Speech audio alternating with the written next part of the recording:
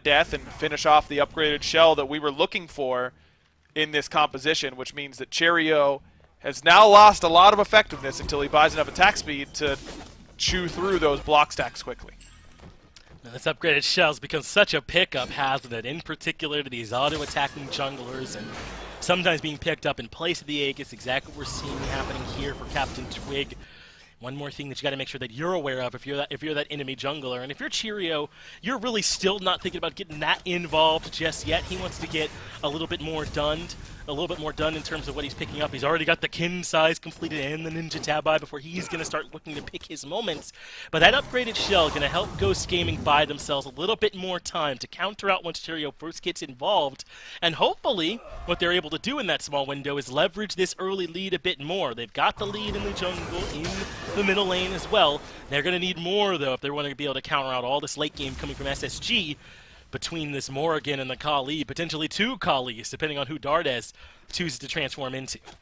Now, it is worth noting that Kali you think of as it should be a sick transformation for the Morrigan. I mean, she's a late-game god, she becomes unkillable, all that kind of stuff, but there is one fairly big problem about transforming into Kali when you're the Morrigan, is that you've got to pick your target whenever you come in. Think about it. When you spawn as Kali, you have to pick your target. Same things happens for the Morrigan, so unless you transform out of combat, really, and select somebody, your menu pops up. Doing that in the middle of a team fight is a death sentence, so you really can't make that transformation work if there's already action on top of you. You have to go in premeditated and not use your stealth as an advantage, not set up with your own stun, which makes me think that Dardes might actually end up transforming into more people like the Nike or the Susano, like we saw him do a little bit earlier on. If you can get ahead of yourself and say, okay, this is who I'm going to target, I'm going to transform into this person, then jump in, that can work. But in the middle of a team fight, Dardes cannot quick swap into the Kali. It just won't work well. Gonna have two selections you have to try to make his way through. Not the easiest thing in the world. Perhaps this Nike not a bad transformation target. We've seen it plenty of times before. You use the Morgan base mage kit to be aggressive, and then once you're kind of in close, you can transform into someone who can afford to be that close. Nike's certainly not a bad selection in that regard, but this pace has slowed down just a little bit, right? We haven't seen Sam really look for any more action. In fact, the last two times we've seen aggression, where Twig and Dardes got traded out, and just now when Dardes stunned out Mike, it was Dardes starting off the fights, right? It's SSG looking to kind of test the waters and see what they can get away with. At Ghost have already lost a very small amount of the tempo here in this game, and that SSG have felt comfortable moving forward. So we'll see if SSG will be the ones that start up this very next fight. Charge, Prey, the Morrigan stun, those are good ways to start the fights off favorably in your advantage. But really it's on SSG to make sure they're close enough to this Gold Fury at all times, because Ghost have the options to burn. This damage on the Rapper not bad, huh? Fields of Love ends up connecting as well, and Rapper now low. Sam Typhoon barely connects, and they find the very first kill. It was Ghost aggressive, and they're not done. They want vote as well. 4 members here in the duo lane, and it's the duo lane that suffers. Now, no way SSG can be near enough to stop this Fury. They just don't have the manpower. Oh no, and Cheerio with the fat finger beads. You hate to see that. It's just adding insult to injury, because Ghost is going to get this Gold Fury, no doubt about it. And that's the pressure that a composition like this will put on you when you're in Space Station Gaming shoes. You can't just let Ghost all group and walk into the jungle, because they'll insta-kill Gold Fury between their Fafnir and their Raw Snipe and the Raw Heal giving everybody power. So we have to face check it. Well, if we face check it, and Ghost is ready for us to face check it because they have superior ward coverage, as Ghosts do on this side of the map, then you're instantly going to lose the Gold Fury and a couple of lives on the back end, and that's even worse. So maybe Space Station should have just let that one go, but it's a lot easier to say that when we have seen the outcome of them trying to check it. Looks like Pyromancer, though, going to go to SSG. You saw some aggression there from Fine towards Nika, not quite recognizing that this objective was going down. And even if he did, kind of alone on this right side of the map, not a whole lot Fine OK can do. They're happy with this left side of the map pressure that they've gotten. That's where all of this has come from. No attention towards Nika over here in the solo lane. Really none towards Dardes as Vote gets stunned out. PandaCat in close, wants to take the 1v1 man fight, but Vote the one that blinks first. A roll gets him out, and PandaCat will not overcommit. Ghost has been fighting largely on the left side of the map. really good discipline showed by Panda Cat in that moment because you know I'm going in. You know, I'm dashing in. I'm winning the trade. I'm feeling good about it. I think a lot of people would have. And in that moment, all of us from the spectator view go, well, why didn't he? There was no one coming. But Panda Cat doesn't know that. They had no eyes on Cherio. He was resetting back from base without the knowledge that Cherio can't be there or Dardes can't be there. It's just not really worth your time to dash in. Panda had already won the trade. He had gotten the Aegis from Vote. Would he have loved to solo kill him? Of course. But it's not worth falling behind because you get baited. They already have such a lead. Vote up in the air, though, with the snipes as this little 2v2 happens, and Vote is the victim. Hunter Jungle versus Support Hunter favors Ghost Gaming. And now they got the collapse with Mike coming topside, lurking in the waters. Good call from Rapper for the CC immunity, but Ghost not going to be able to do any more from here. Yet another kill into Vote, 1 in 3. And I don't know how much of this is Vote's fault. I think Ghost's game plan is what's really put SSG and Vote in particular in such a bad spot. And it's such a different game plan than what other teams have done to SSG recently, isn't it? I mean, Vote has been on an absolute tear as of late. Dave brought it up on the desk. I mean, his slash lines the last few weeks have been absolutely incredible. He hasn't been under this type of pressure in a while. And when you haven't been under this type of pressure in a while, you get a little comfy. You don't have to worry about it so much. Bringing Vote back to reality was clearly #1 on Ghost's to-do list today. And it's working, kind of like by extension, to leave Cheerio a bit in the dust here behind Sam for Soccer. They have tremendous leads over in left, a 2-level lead in the ADC, mid-roll, and the jungle, small lead support as well for Mike to enjoy, and kind of pulling the fight away from where Cheerio might be incidentally by not giving him any way to impact how the game is going, and instead letting Ghost be in the driver's seat. It's made sense to me from top to bottom. And now they put Space Station in exactly the position that Ghost want them in, where they're down about 5,000 gold coming into SSG's best point as a team. Not necessarily a draft, but as a team. Going to be hard for SSG to flip the switch when Ghost are the ones in control.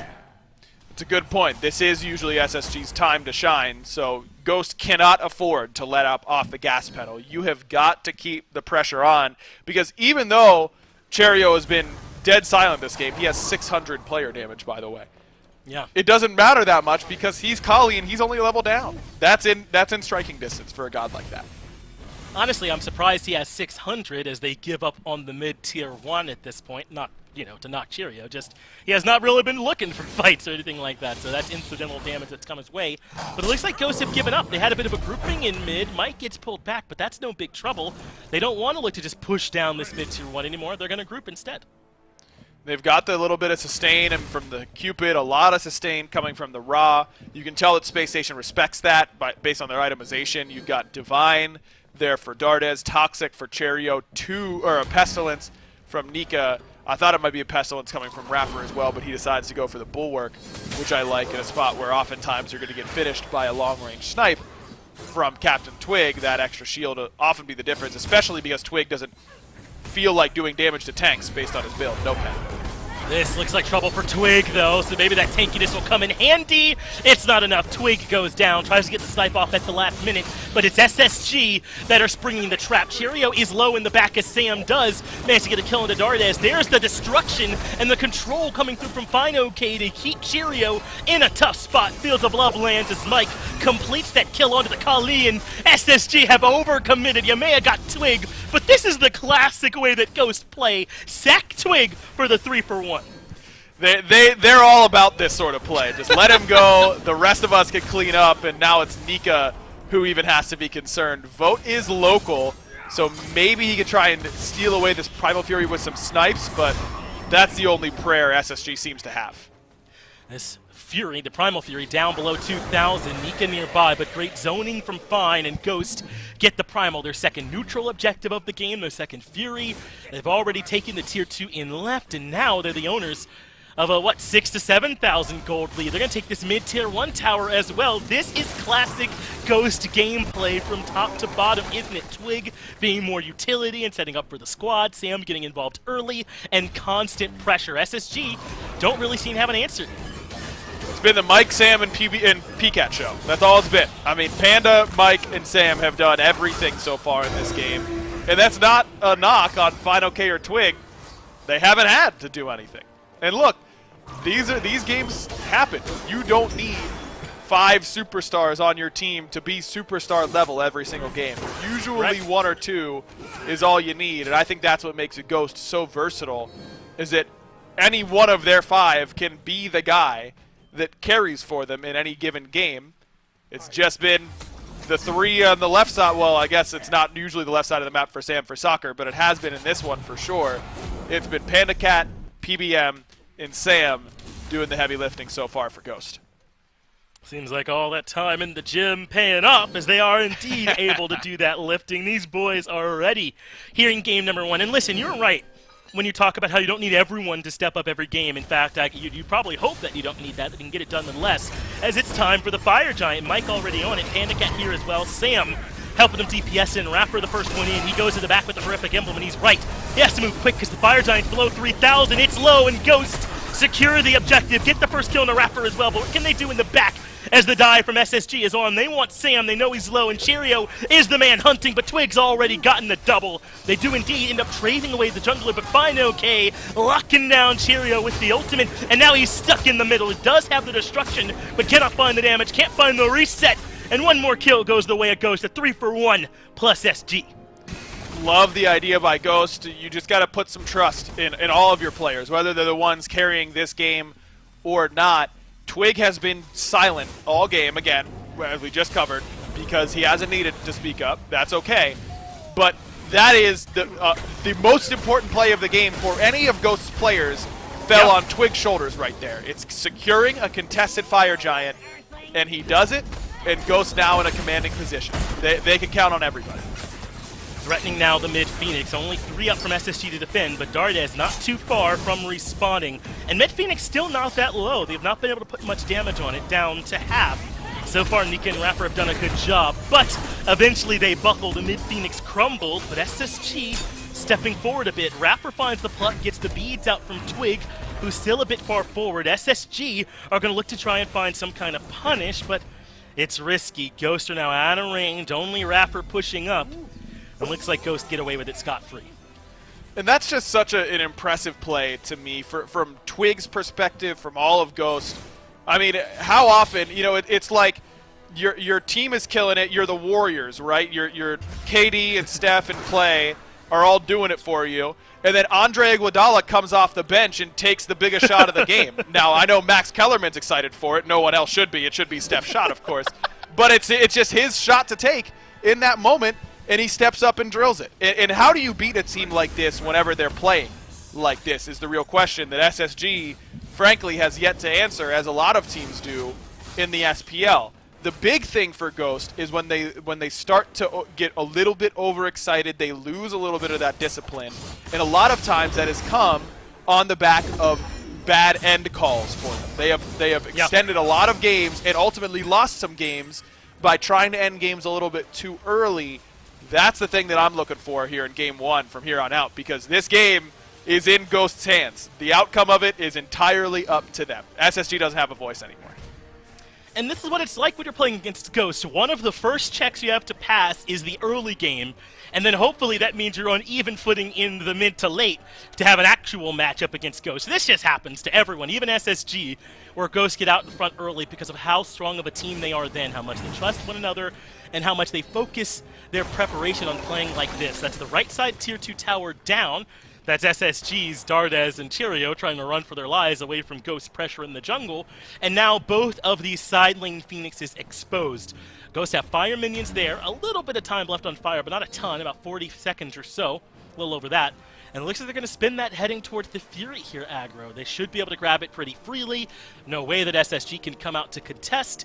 And then I imagine a reset after that and probably looking to group around this next fire. Do it again. We say it a lot when it comes to first Fire Giants. The first Fire Giant you get is oftentimes not going to end the game, but you need to put yourself in a position where it guarantees your second Fire Giant, which is where you will end the game, ideally, for a lot of teams. And Ghost has done a pretty decent job of that. They've grabbed themselves a Pyromancer, a Primal Fury. They don't get this left side Phoenix, which is often the one that teams try and check off because it is the furthest away from the Fire Giant. SSG has done a good job of keeping their wave pushed in mid, so Ghost has not guaranteed themselves a second fire. They put themselves in a strong position for it. It's certainly in their favor by quite a margin, but SSG have the opportunity to step up and defend here if they want to. And it's worth noting that during all of these fights, Vote has not been a part of any of them. And I think a lot of people would put some blame on his feet for that. But what Vote has really done in this game has given SSG a win condition. If SSG, Cherry pops off, kills everybody, because there's no anti-heal for Ghost here, by the way, so he can get full-on resets and insta-kill the whole team if things fall his way. There's a space for Space Station to go to end the game. In that left side, there's no towers there because of Vote split pushing. That's important. Gonna make it so that SSG know what they're fighting for. If they can win a couple fights, they've got a door, an avenue into winning this game. It's a question of if Ghost will let them walk towards that door. As there's the pluck. Final K gets pulled in, but I think Final K is okay with that. Sometimes it's Sobek. Gotta worry about who you pull. Now it's Rapper that's stuck inside the pit. Ghost are fighting a good bit beyond the Fire Giant here at this point, though, and they might take some free poke. There's Rapper initiating Blink Horrific Emblem as a way to start a fight, and Sam is still lurking in the back, biding his time, picking his moment, and there's that big Typhoon, but it's coming through from Dardes this time, and it does end up setting up for a trade. Panda Cat and Dardes have both fallen 1 for 1, and Cheerio has made his way to the back of the fight, but instead is running away. Meanwhile, Final K has to blink. Not the cleanest fight we've seen from Ghost here just yet, but they got a chance to turn the tide here. They get a kill on Tanika. There's the real Typhoon. Getting a kill on a Vote as well, perhaps incidental, but now they've turned into a 3 for 1. And Cherio's used Destruction, has to run away. Great stun from Mike. That's going to set him up. And that should just be game. That looks like a pretty decent fight for Space Station. Right! But Sam's patience comes up clutch. He walked into that last end of the fight with Blink Beads and Typhoon still up. Everyone on the planet thought that Typhoon was going to be there to knock down Cherry, but instead, a little flick sends it Vote's way, and Vote gets caught off guard. Had Aegis, could have lived.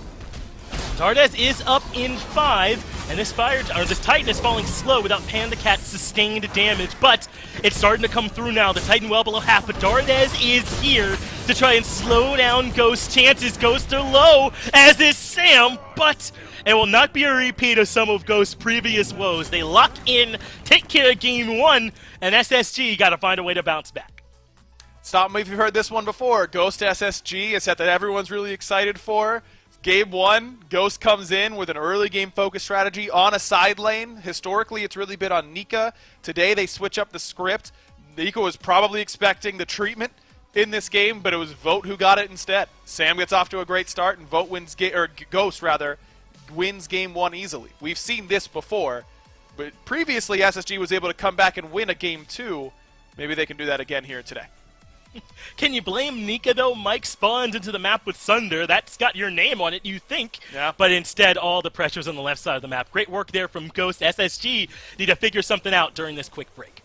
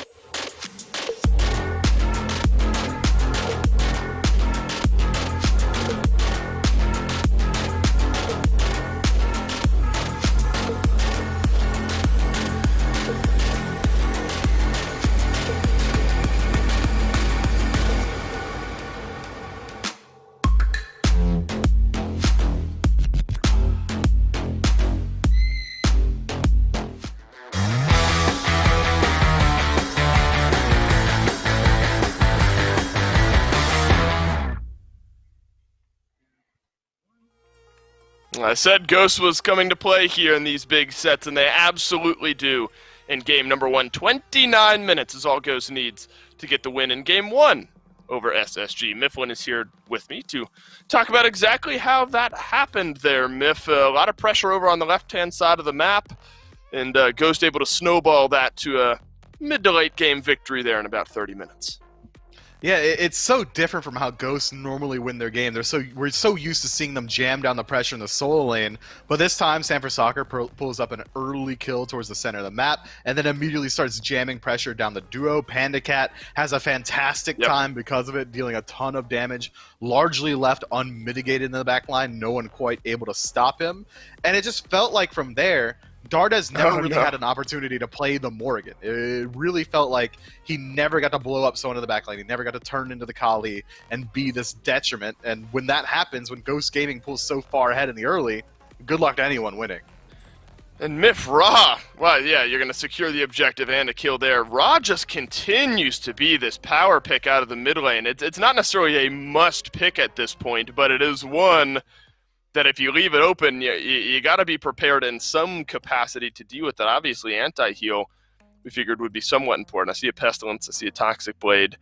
Obviously, some anti-heal baked into some of the other SSG, picks as well there. But, I don't know if Sustain was the reason Ghost Gaming won here, but the Raw pick definitely carried its weight. Sanford Soccer did as well. Worth noting, this is the first time in 6 games that Vote has gone negative, 2 and 4 in this one. On the ROM, took a decent chunk of damage there as well. It just seemed like Ghost Gaming maybe had a composition that's a little bit more consistent in what they were trying to do. Yeah, I think their composition just works out perfectly if they're looking to jam it down for early game pressure, which is Ghost's strong suit, and they prove it here in game 1. I think there's also something to be said about SSG really expecting the pressure to be going to the solo lane. It's something Aggro alluded to with that Nika pick having the Nike as well as the Sunder getting picked up by Polar Bear Mike. You're just kind of assuming that they're going to keep doing what they've been doing to every other team, which is sending 3 people over to solo around that 6-minute mark, and it just never really happens. It felt like SSG just got kind of caught unaware this time around. Right. Well, remember, first time these two teams played, it was a 2-0 for Ghost, then it was a 2-1 for Ghost, so this is definitely not one that SSG is suddenly out of. They have the ability to turn this set around for sure. Picks and bans will be where they start to turn things around. Ra obviously comes to mind here. Maybe you start to need to consider looking at that one if you're SSG. Ghost still in that first slot, though. Still driving, I think, a lot of the early pressure here. Erlong Shen, I think, is always going to make sense, Mifflin. Take that one away from Cherio. You're just rolling the dice. You're rolling the dice that he's going to be the quadra-kill kid against you once again, and I just don't think it's worth the risk. Yeah, I think Ghost kind of nailed down how they want to run these bans. I'd be surprised if we see him make a shift here. If anything, the onus to find a pivot is going to be on SSG. It Agreed. Seems like they had a strategy going into game 1 that just doesn't quite pan out. They didn't get to find that late game that they were expecting with the Morgan and the Kali. I think SSG kind of gave up the majority of their lanes, just kind of seeding pressure all the way across the map. And against a team like Ghost, I don't think that's a good call. Yeah, you then wonder as well, if Vote is suddenly sensing that there's all of this pressure potentially coming from Ghost over to the left-hand side of the map, maybe he feels the need for a slightly safer pick there out of the duo lane, though Rom is safe as well. I mean, maybe Jing Wei is the only way you can pivot there, but that's definitely something to consider, as well as matchups. You look at Rafford, he was on the Sobek last time, was able to set up a little bit there for SSG, but maybe didn't quite hit the mark that the first lock-in for your team would dictate. And, I think this just makes sense, Smith. When neither team changes up their bans, Cupid looked good for PCAT in game 1, so why not run it back here in game 2? Yeah, I see no reason for Ghost to change up anything. Again, it is on SSG, and I wouldn't be surprised to see SSG make their first shift here, maybe even looking towards that Persephone. Sobek makes sense because it's a very strong pick, it's survivable, you've got the tail whip for late game peel as well as the CC immunity in the ultimate. But I think that they can definitely hold off on the Hunter pick. They don't need to worry about getting the Rom so early on, even if they fall down to the Jingwei or the Heimdall. Both of those picks are going to be a lot safer if Ghosts decide to reprise that exact same strategy of running it down the duo lane. If I'm SSG, I'm definitely keeping my eyes on Persephone here. Well, it's Morrigan now that gets locked in. Could be in run-back territory, and that's probably something that Ghost would just be fine with. So then the Susano comes to mind. Obviously something we talked about before game one that we know SSG likes to pair with this pick, so maybe Ghost just go right back on the run back here and take that Susano away, something out of the jungle for themselves. Sam looked phenomenal. King Arthur's going to be the same for Fino K here, Mifflin. And maybe we zoom out because there's no more diving into these picks that we haven't already done. What kind of territory, what kind of mindset do you have to be in if you're on the losing side of things and you're willing to just run back the same exact draft? What kind of brings that about, do you think, to where you're willing to say, all right, guys, let's just try the same thing again? It tells me that SSG thinks that they really only lost because of the early game lead. It's a point that Finch brings up often, whereas the skill check is in the early game. If you fall behind in the early game, a team pulling further ahead kind of makes a little bit of sense. They've already got the lead. Of course, they've got the advantage inside the team fight. It makes me think that SSG's strategy really was, okay, well, we're not really going to get the pressure with the Morrigan. We're not really going to get pressure against King Arthur. But if we withstand just a little bit better, if we make it into that late game a little bit cleaner, we don't give up so many objectives, then we'll be able to really start to see some fruition with this draft. And that's why we're seeing this first pivot from SSG. It's another tool, this stopgap tool, to make sure that they can get into that late game. They decide to put Vote on this Jingwei, a much safer pick. Right, and it's something, I figured they would be a little bit concerned about.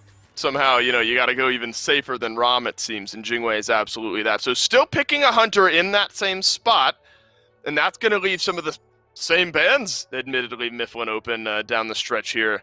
Largely centered around PBM. The Cerberus was followed up by Ymir in the Game 1 ban column for SSG. Guan Yu was also taken off the table here. So Ghost obviously feeling comfortable with what they brought in game number 1. Cherio on this Kali, I think that's another, maybe pivot point we need to talk about here for SSG. You never really got a chance, I don't think, to wind up on that pick. Do you think, all else being equal here, you see a run back of the Kali, or is that something you might want to see changed? I mean, it's interesting, right? Kali is one of the late game win conditions for this SSG draft, so I wouldn't be surprised to see it get picked up again. And it does fit that same ideology of SSG thinking to themselves, okay, look, we just have to make it through the early game. We just got to withstand, bear with it, and make sure we get to that 30, 35-minute mark. But had Cherio decided to go towards something a little bit more early pressure-centric, he could have gone towards the Raven or even the Tsukiyomi had that not been banned out. That could have been interesting, but this Baron Samdi pickup, okay. Is that the first time? It is! Gore! Gore, mark another one off your list here, my man. A first pick for Baron Samdi here in Phase 2, maybe even for Phase 1. Admittedly, I can't quite remember. Maybe we saw him in the solo lane once or twice early in Phase 1. It's got to be mid lane, right? I mean, this guy, I suppose he can clear waves, he can do damage, he does provide some sustain, maybe the same way that Ra does. Mifflin, what are some of the intricacies of this pick? Why are Ghost locking in Baron for the first time here in Phase 2? Baron Samdi has a deceptively strong matchup into the Morrigan. If he ever connects the third ability, all of a sudden, stealth doesn't exist. If she does decide to stealth after all the burst comes through from Baron, Baron's ultimate it works exactly like Gallarhorn. It's this huge cone that's putting out constant dot damage. The stealth doesn't work there either. He's got decent self-peel with itemization kind of leaning its way towards sustain. He can still pick up the Lotus Crown. He can get all these other items that are going to be very strong into this Kali. And wow. I think it was in Phase 1 last time we saw Baron Samdi, and it was Ghost, but it was actually Fino K playing it, if memory serves, so it's going to be a little bit of a different look. All right, full-on damage Baron. Is that something that can work here, Mifflin, outside of that specific matchup into the Morgan? Is he going to be providing enough magical damage for Ghost to win some of these team fights? It's going to be tough. If they get to late game, all of a sudden Baron's got no self-peel, essentially, for this Kali. Right. But in the early game, sustain, team fights, all that, he's bringing enough. Well, game number 2 between Ghost and SSG. Let's get into it. Thanks, Dawson Mifflin. I feel like you handled that desk perfectly, as I am Finch, obviously, and Agro's the one joining me. A lot of the times I have to think about what is it that I think my chair 2 wants to talk about coming into this one, but I feel it's obvious this time. Agro, the strength of Baron Samdi for Twig mid. Talk to me about that one. Yes, I'm so excited. I love this god. I think he's so fun to play in mid, and I apologize to my teammates before I pick it just about every time because historically, it has not been very good in this lane. And I'm still not sold that it is great in this lane, but it has a lot of good matchups, and Morrigan is one of them. The things you're looking for when you're looking at a good matchup for Baron is, does my mid lane opponent, specifically my mid... Of course he did. He's got to get locked in and ready to go. Does my mid lane opponent and the enemy jungler, do they have mobility to get away from my root and from my ultimate? And you're 1 for 2 in this matchup with the Morrigan not having a way to get out of that 3 into ult combo. I think that with gods like Ra and Morrigan and Hera in the mid lane meta right now, this is the perfect time for Baron, and he's seen a lot of buffs, specifically to scaling on the 1, which is really what he needed because he wasn't doing enough damage before. But I just don't know. This Wukong is going to eat Twig alive. As soon as Nika closes that gap, how does Twig get away? He just can't. He just can't. This Wukong, I think, is going to make life very difficult. I think the Kali could be a difficult matchup as well. This is a tough one for Twig. I'm excited to see how he pilots it. And it's interesting to think that that's the only adjustment Ghost made. I mean, that makes sense, right? They won the last game pretty handily. They don't have to make a lot of adjustments, but Space Station didn't make a ton either. Some small ones that they adjusted. It's not the Nike over there for Nika this time. It's the Wukong. It's not the ROM for Vote. It's the Jingwei. And I think those alleviate some key areas where SSG were struggling. Vote going to be a way harder to bully this game on Jingwei. That's just facts. That Jing can get out with airstrike and the same. But Mike now being thrown into the CC chain chooses to get aggressive hammer stun, and now he's been horrific emblem. The slows are there. Panda Cat steps in the way to absorb a couple autos, and Ghost make it out of there easily. But are you okay with only these kind of small adjustments for SSG, or are they bigger adjustments than I'm giving them credit for? I think they are bigger because you look at the way that Ghost won game number 1. It was obviously by snowballing this duo lane, but it was also because SSG had such a passive presence on the right-hand side that they couldn't punish Ghost for all in it on left. Now with the Wukong, you have a real presence that you can lean on to if you're Cherio to get ahead and be a real factor in that mid game, not just relying on the passive and the team fight presence that Nike has come into the later stages. So I like the 2 adjustments that SSG made. I think that they'll be okay. Mike, again, choosing the more aggressive pathing, and again, Mike is correct. Listen, there's a whole long laundry list of differences between Mike and I, but those 2 leaps he just decided to make are some pretty great ones to start from, so no way I could have chosen to do it. But I think that you're right, man. SSG, these changes are a bit bigger than I'm giving them credit for. They've got the safety, they have the ability to fight out of the right lane, plus I think Nika can be more impactful in this Wukong, even if he is a little bit behind. Fine, okay, when he rotates in, you already covered how good of a matchup he'll have into this Baron, as we just saw Twig find that route in mid. Meanwhile, Sam lurking in right. I don't know that he got the window he was looking for, though. Nika so safely near the tier 1. Not particularly susceptible to the gank, but Sam's going to go for it anyway with the pull, with the damage, and yet another instance in which I'm wrong. Sam had enough damage to find the first blood. And it's that boot start. Look at where Cherio is in relation to that strength, and now Cherio low on mana. I don't know if he has enough to jump. He's dead.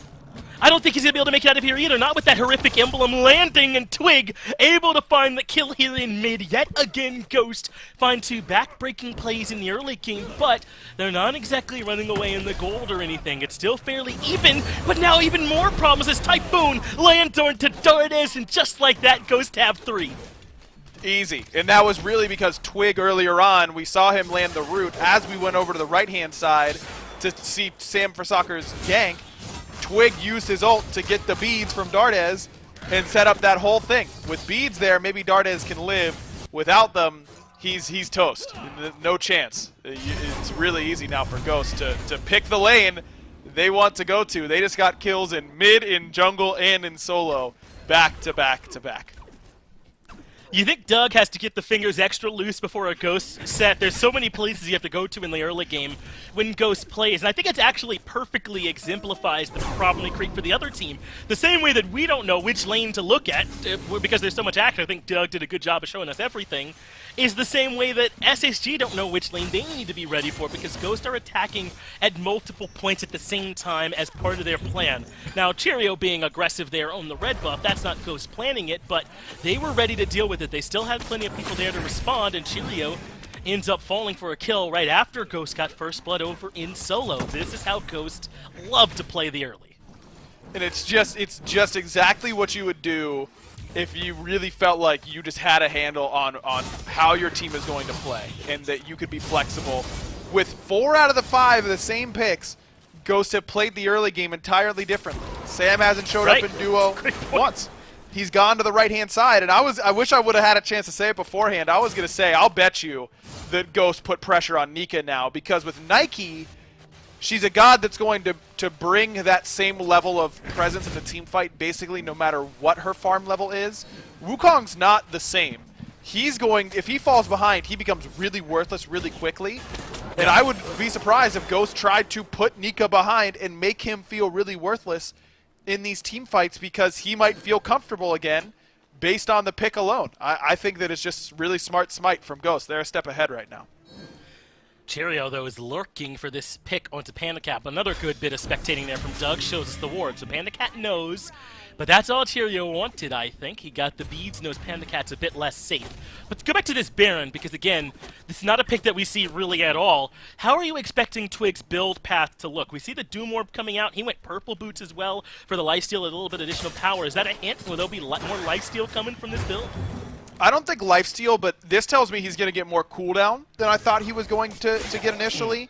Normally, my rule of thumb is that if I'm not going to be buying a whole lot of cooldown later on in the build, you know, something like Chronos Pendant or Deso or against a heavy physical composition, Breastplate, which I think can work for someone like Baron in the mid lane, he's gone for power boost, which means he might be going for something like that. Sam might be going back to the base. Typhoon charged up, knows he's done, so wants to contribute with the ultimate. Leap over the wall from Mike, misses Cherry, and I think that is it for Ghost's chances in right. Great response from SSG as the charged prey even comes through to make sure the blue buff's safe. How is this happening? Even with just 2 members here, Ghost are still pushing out SSG around the blue buff, and they know Twig's not on the way. They know there's just 2, and now FineOK might have finally bit off too much. He's too far forward. Leap in from Cheerio, but the horrific emblem gets them out. Ghost Gaming finally get answered back by SSG, but isn't this almost exactly the way it went in Game 1? Ghost got a bunch of early kills, SSG get an answer, it looks like they're slowing him down, and Ghost just came right back. Dardez has no transform, looks like he used it to get out of Twig's ultimate in mid. An interesting strategy to go with the Changeling ultimate in order to pick someone with some mobility. You just transform into Wukong and you're out of there with Somersault Cloud, but that's another trade that Twig is always going to be happy with, just based on ultimate cooldowns alone. So without Dardez having that Changeling, it means that he can't really rotate and punish FineOK. But a good response by SSG. They don't sit on their hands and kind of wait for Ghost to come to them. Ghost is in their side of the jungle, sure, but Cheerio instantly starts trading onto Sam, doesn't wait for Sam to make the first move. And I think that that's the big key for SSG, is to not fall victim to waiting around in the face of pressure, to being a little bit scared to be the engage. Even when, you know, if it looks good, it can still be good. Ghost is not an infallible team. They miss position. They bite off more than they can chew fairly often. You've got to punish them for it when you have the chance. Good work there from PandaCat, still getting a favorable trade, even though the ult obviously gets canceled out with the damage. We also just saw Sam step up into the KSI jungle for a little bit of farm invade. So there's still Ghost, maintaining that farm. And I know Ghost get a ton of kills in the early, but if you're wondering how they continually get so far ahead, as Mike should be safe there, pay attention to where Sam and some of these other members are around the map. They're stealing away farm. They're moving into the other jungle. It's more than just the kills. It's always making sure that you're on top of these buff cycles as well. It's a huge part of it. I mean, that's how you build leads. It's not through kills. It is through objectives. And Ghost have put themselves in a position now where they've got a pretty good opportunity to get a good pick with their tools available. No power spike yet for Twig, whereas Dardez has finished off the Doom Orb. So the 2 mid laners pretty different in terms of raw power level at this point in the game. Yeah, certainly should be favoring Dardes. At this point, Ghost, though, have to know that SSG know what they're doing. No surprise. They just think they can out-team fight, and so far, they seem to be correct. But Dardes makes his way to the backline, and Sam for Soccer is food. Rapper gets the kill credit for it, but Fine-OK beats out Cheerio, but not before they lose Twig in the back. Looks like a misstep from Ghost this time, as they've already lost the 2-for-1. And it's just this transformation into the Wukong having much better fight presence than someone like the Nike.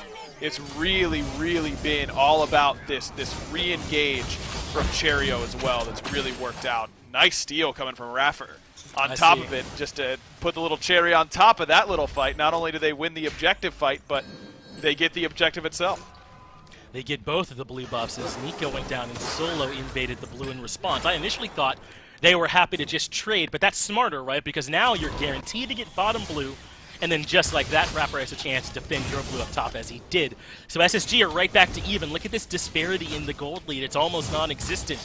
And I don't want to make it seem like Ghost cannot fight well from 20-25 minutes on if they're not way ahead. They certainly can, but picks like this Baron, you do wonder from an even state, how do they end up working, and can they make it certainly work up against something like a Kali that can set them on the backline or a Sun Wukong? So we know Ghosts are capable of it, but it might be an uphill battle. And Twig's already down 600 gold. Dardes is on top of the net worth charts. He's level 12. Twig should be very close to level 11, but still not quite there. So basically a full level and a half, if not more. Yeah, he's one creep from 11. So probably about a level and a half lead for Dardes. And this Baron pick, once it falls behind, doesn't do damage like a mid laner anyways. Kind of need to be ahead in order to do that level of damage.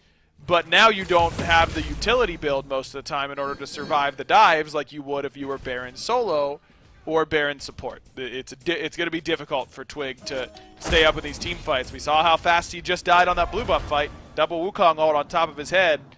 Not a whole lot he can do. And that's going to be part of this problem, right? The ability of the Wukong, the Kali, the Morrigan transformation to get back there to Twig easily kind of prevents him from doing the thing that he does best, right? With sustaining up the squad by getting off multiple of his twos, by being able to find some roots and follow up and control with his ult. He's not going to get a whole lot of chance to do all that, to get a couple rotations off of abilities. They're going to be on him right away, which I know is you and Mifflin's concern right from the start. He talked about it on the desk, because Mike gets pulled in. That was great work by Rapper. Knockup is there, and they just barely don't have enough to complete the kill, though Dardes continuing to push forward. In the end, not going to have enough, but now Twig needs to hurry up and get that red buff. There's more pressure coming as Nika is in the middle of a gank. Sam, though, has given up on it. Nika makes it out of there easily, and looks like Twig was able to defend the red, but Mike is in trouble. Where can he go at the bottom of the transformation? Twig sacrifices himself to save him with the ultimate. Is it a sacrifice? No. Twig manages to live too. What perfect trading done by Ghost here in the jungle, and now they have a chance to perhaps punish. Dardes makes up to the Wukong ultimate just in time, and Rapper is back into the action as well. Rapper is going to be the one to pay for it, and Cheerio nearly died on the back end. Fine-OK has Blink. Should be able to find Cheerio, but can Cherry react in time with the ult? Looks like he reacted with the stun, then the ultimate to avoid getting hit by the ultimate. So, unless they keep it the chase, Cheerio should be safe, and they will indeed give it up. What a fight there from Ghost, huh? To somehow manage to defend the red buff, to get Mike out of there, to keep Twig alive, to find a pick onto Rapper on the tail end, and now they're starting up the theory. Boat's the only one nearby. Aggro, this is the right call. How can SSG defend? This is what Ghost can do sometimes, is make something out of nothing and still maintain their early aggression. And Sam might even win the battle against Boat, forces the ultimate out and just barely can't kill him, but they do take the Fury. Man, it's kind of it's throwback Friday, whatever, you know, not Thursday anymore for Ghost, but it's a lot of these old school picks that these players have loved previously that maybe we haven't seen as much recently. We talked about the Fafnir for PBM and how that was a Season 4 staple for him. When I think of Sam in SK's run last year against this exact team is Cheerio, you got your jump? Doesn't look like it. That's going to be kill number 6 for Ghost, set up by Baron and Baron alone. Not many mid laners can do it that easily whenever you know he doesn't have the jump available. But when I think of SK's run last year, I think of Sam on this Susano pick as being a key turning point in that set up against last year's Renegades, this year's SSG, and how just unbelievable he was on this pick, and he's doing it to them again here towards the end of Phase 2 in Season 7. That's actually a funny way to think about it. Between Ghost themselves and SSG, Sam is right now in a lobby amongst all the people that he beat to Divine World, the last two teams. Yep. Pyromancer, though, will be going to Ghost Gaming, yet another neutral objective their way. Actually, haven't really gotten a ton. They got the Fury earlier on. This adds on to that as Twig is a bit low. Transformation coming out from Dardes, and they want this kill into the Somersault Cloud. They'll be able to chase easy, but Rapper steals it away with that lurking in the waters. But he pays for it. Maybe it should have let Dardes go in for it after all. 1-for-1 trade will still favor SSG, though, as they get rid of Twig.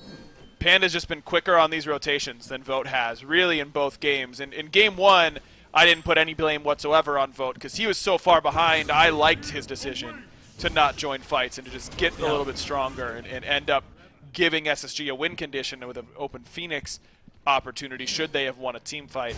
But in this game, Vote did not get camped early on. Panda Cats just really rotated these fights very, very effectively and been an impact player with these ultimates, shutting down Raffer on his overextensions.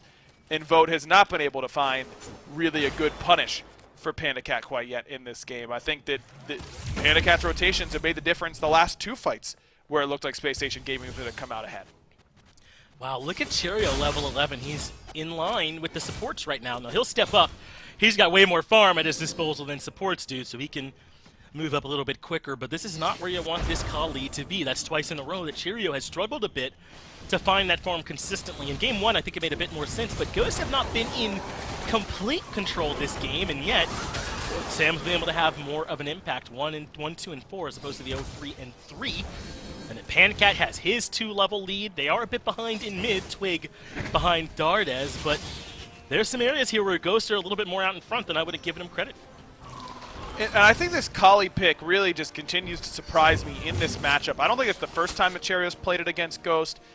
And I just think that, you know, it's no secret that Cheerio is the main voice for Space Station Gaming. This guy, and I'm not exaggerating when I say this, I think Cheerio is a SMITE genius. I love the way he thinks about the game and the way that he manages this team. But when you're picking a pick like Kali, and I'm sure Mifflin can speak to this on the desk later on, when you're taking a pick like Kali, you're really effectively taking yourself out of the action in the early game because you need to scale, and you can't be there for every fight. It's not right for you to be there for every single fight. And you look at how this team looks whenever Cherry's on a pick that engages, like Erlong, and a pick that is there to clean up, like Kali. Not saying that Cherry isn't probably the best Kali in the SPL, because he is. But I just don't think that that's the style that they should be bringing up against SSG. There's a reason that Ghost is banning Erlong every game. It's because it's Cherio's best early scrap god. Take him out of those engagements, and SSG just loses a main voice for their team. I think that Ghost has found a good strategy, and SSG really hasn't been able to match what they're doing quite yet with their picks.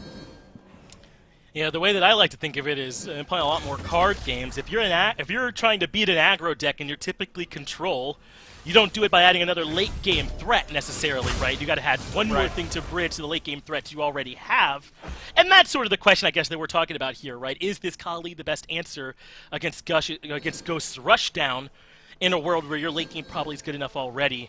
I guess SSC have a chance to potentially prove it here to us. They're not behind by as much as they were in Game 1. It's only about 3,000, but this next Fury could easily change that. Fine OK is on his way, as is Nika. We might have a full-on 5 versus 5 to try and decide how this objective is going to go. And Nika just finished a big power spike item with the sledge. He's pretty strong. Should be looking to get involved with these fights. Dardes is already transformed into the Wukong very early on. I think that's a huge win for Ghost. They got this Changeling ultimate out essentially for free, so now they come back to the Oni Fury and start that up, daring SSG to make their way in.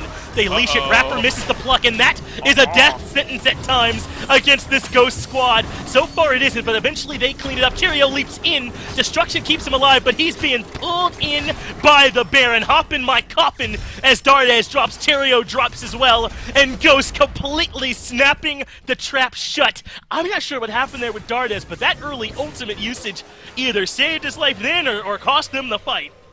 It was just a little bit too aggressive going for poke on Mike, who was on the receiving end of a Morrigan stun and went Sick! I know where you are now. I'm just going to throw a hammer on your head and go about trying to all-in you. As soon as Dardez loses that Changeling, so much of Ghost's kill potential, or Space Station's rather, goes really out the window. And Ghost, even though they don't have that fantastic secure like they do last time, as Sam gets over-aggressive, loses his beads and his life, which is a big deal. Yeah. Even though they don't have that Ra to secure the objectives, Ghost still have the objective burn that SSG has to respect because of this Fafnir, especially with the upgraded Frenzy that Mike has picked up.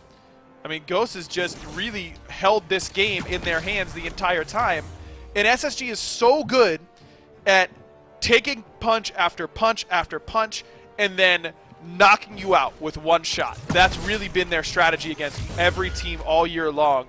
But Ghost just hits harder than everybody else. And at some point, Space Station has to start throwing punches. They can't just sit there and try and Floyd Mayweather their way to a defensive victory. They've got to go out and start swinging.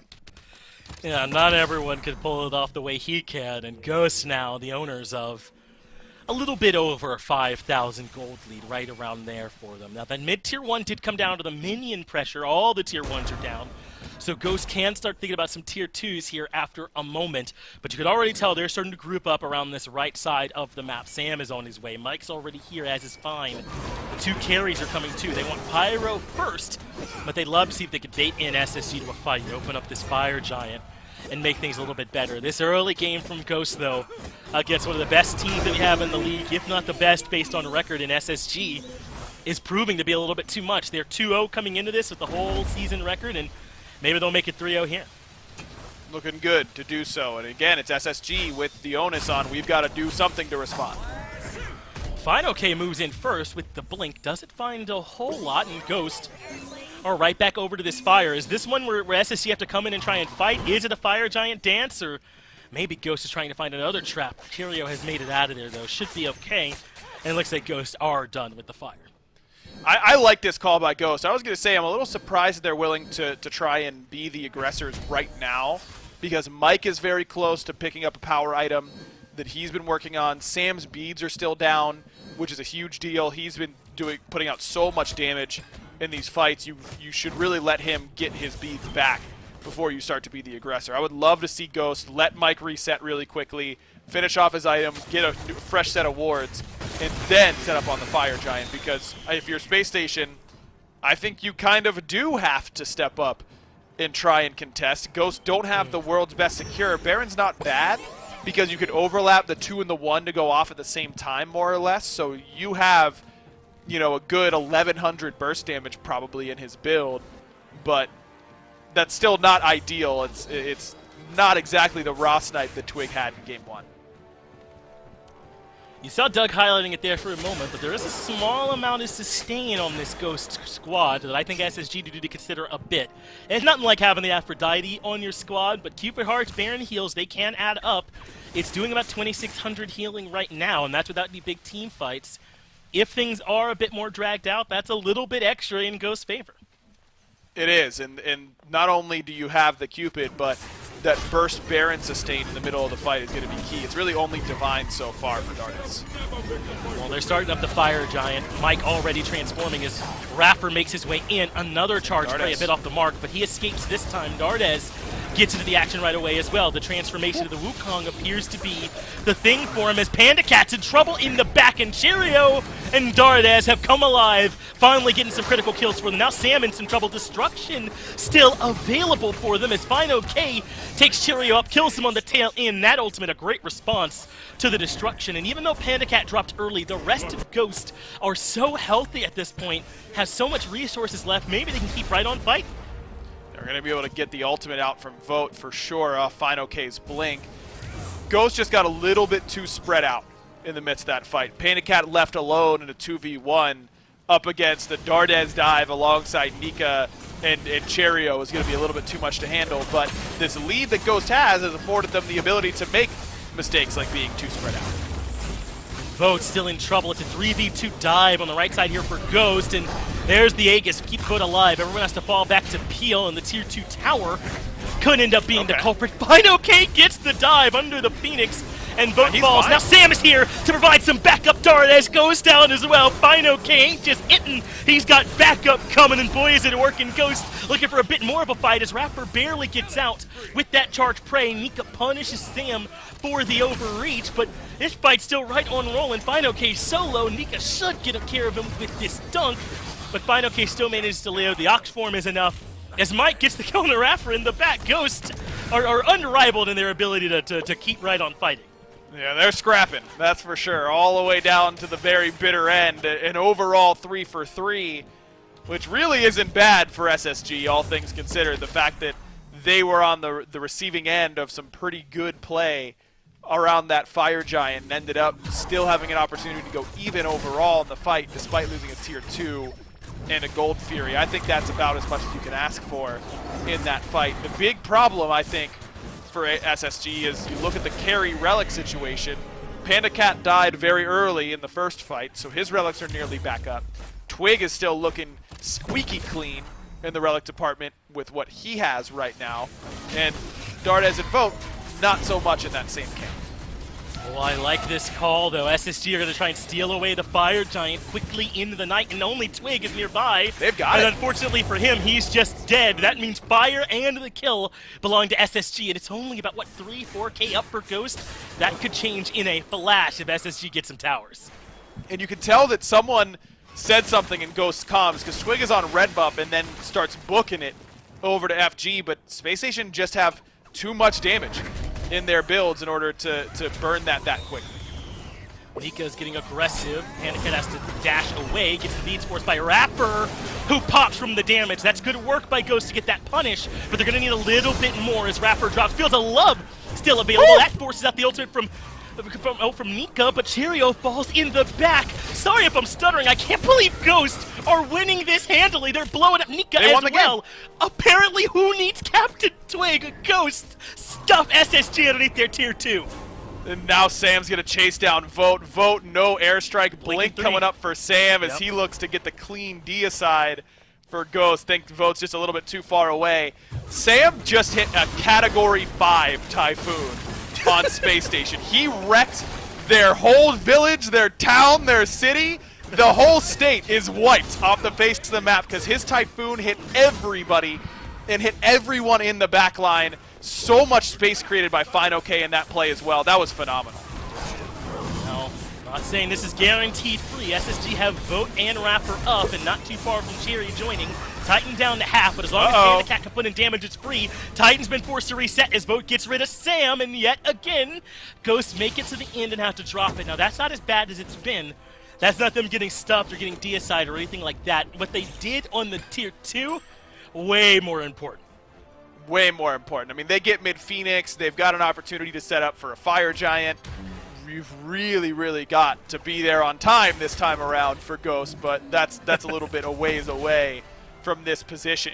I mean, Space Station had it there, Finch. They had a 5-on-4 with FG, and Ghost just come out swinging again, and again it catches SSG off guard, but it really seems like they just don't have an answer for Fino K. I mean, this build that Fine has a great combination of tons of protection. I mean, everything's a defense item outside of maybe Glad Shield, which you would class as a hybrid item alongside Void Shield. But Glad Shield turns all of your damage, all of your protections into damage later on in the build. Maybe everyone forgot that this item got changed. I feel like we haven't seen it as much as I expected. We're starting to see it again in solo laner builds right now. Both Fine and Nika have it, but there's a reason that everyone was doing a double take when they looked at this item whenever it got remade recently, because it is something else, man. You get to do a ton of damage and take a ton of punishment all at the same time. And Fino K has done it 6-1-6, 24,000 player damage, 8,000 ahead of the next closest person. And the next closest person is Sam, who's also had an excellent performance. And this is what I meant early in the game about how it's just the first check to get out of the early game with Ghost. That does not mean you've beaten them by any means, right? You just have to not lose by the 20-minute mark, and then hopefully you can have a heads-up match against Ghost, which is still difficult. This Ghost team is good enough at every stage of the game. It's just that they're the best at early, and oftentimes win the game there before the mid to late game even matters. It's a difficult team to beat. But Space Station is in a position where they can still do it. They've got a tier 2 tower on its last leg in the mid lane that they can knock down in a millisecond. Yeah, you're chilling when it comes to that. You basically have an exposed Phoenix ready to go for you whenever the time comes. Cherio's got to find a way to be more impactful in these fights. I mean, we're saying that he's, the ball isn't in his hands in the early game. It's not when it's Kali. Now the ball is in your hands. Now, Kali is still not the type of god that I think is easy to shot call from. Gods like Erlong, Thor, Initiators, I think, are what are much easier to shot call from. Cherry's got to find a way to manage the team and be able to make the game-winning play all at the same time. Hasn't done it yet. He's bottom of the player damage charts so far, 30 minutes in. He's got the Silver Branch build going. Not just popular for hunters, these auto-attack assassins like Kali make great use of it too. Full slotted. If there was a time for Tyrio's number to get called, we're in it. Looks like we're going to have a big fight, though, around this Fury. Relics are up for everyone on both sides. All ultimates available, too, so a fair 5-on-5. And the Wukong's made his way into the back, but won't be a time to stop the Fury from going down. Ghost get that, but maybe Nika can get the wraparound. But I think there's a little bit too late, too far. Ghosts are sticking together and have made their escape back over towards the right side of the map. If they keep breaking apart here, though, SSG might have a shot. This could be good. I mean, Nika, I thought Cherry was going to go with him, but look at this. Ghost going first. Yeah, they're looking for Dardes in the back, and he gets blown up. Changeling never gets used. Vote makes it over the wall, though, with the airstrike, and Cheerio low in the back. Nika barely up into the sky with the somersault cloud, but Ghost continually pulling the rug out from SSG. If you make it into a late-game team fight and never get to use Changeling, I don't know how you're supposed to win, man. And yet again, Ghost have caught SSG off guard. And it's just good smite, what they're doing. I mean, look, the Morrigan looks completely bonkers whenever she's allowed to dictate when she goes in and who she hits and how the fight starts. When she's allowed to stun a backliner, insta-transform into a frontliner, and run a team fight for you, you think, how could you ever beat this god? But whenever she does not get to be the initiator, whenever she's positioning like a mage, like Dardes has throughout this set, Sam and Fine just have no fear. You get on top of this pick, and she is worthless. And Ghosts have really showed that here today. Right side Phoenix down. Dardes will be up, though without Aegis. No beads for Nika Cheerio, no Aegis for Dardes Vote, but they will have all 5 to defend if Ghosts keep up the pressure. Meanwhile, Ghost missing all of PCAT's relics as well as Mike, so that might be why they're considering a reset, right? Go spend the money you got from that fight, the Fire Giant, the Phoenix, come back in, full 6 slotted, and take the fight against Space Station that way. I mean, mid-Phoenix is going to be about half HP. It's already regen to its maximum point, it looks like. So you've got a pretty easy win condition now if you're Ghost. I was talking to Hazer on our podcast last week, and we were talking about how difficult it's been for a lot of teams to end games. And he was telling me from a coach's perspective, once you get 2 Phoenixes down, specifically duo side and mid-Phoenix, so not quite applicable in this game, but from his perspective, once you get duo side Phoenix and mid Phoenix down, you should win that game 1,000 times out of 1,000. That is your game to lose at that point. We aren't exactly at that point because it's right side Phoenix and mid that is under pressure now. But this is Ghost's game to lose either way, man. They are in control from here. Such a dominant position. They're up 10,000 gold. They have everyone 6 slotted and ready to fight. The relics are back up for them, for Ghost, but still no beads for Cheerio. I don't know if Ghosts are quite aware of the timer to that degree, probably put it somewhere. But can they capitalize on that 15-second window? 35 for Vote on Aegis. A 4-1 split, Final K in mid, though it looks like he's rejoining a full 5 stack here in left, but the waves are pushed up in both. They can always switch to mid if they want.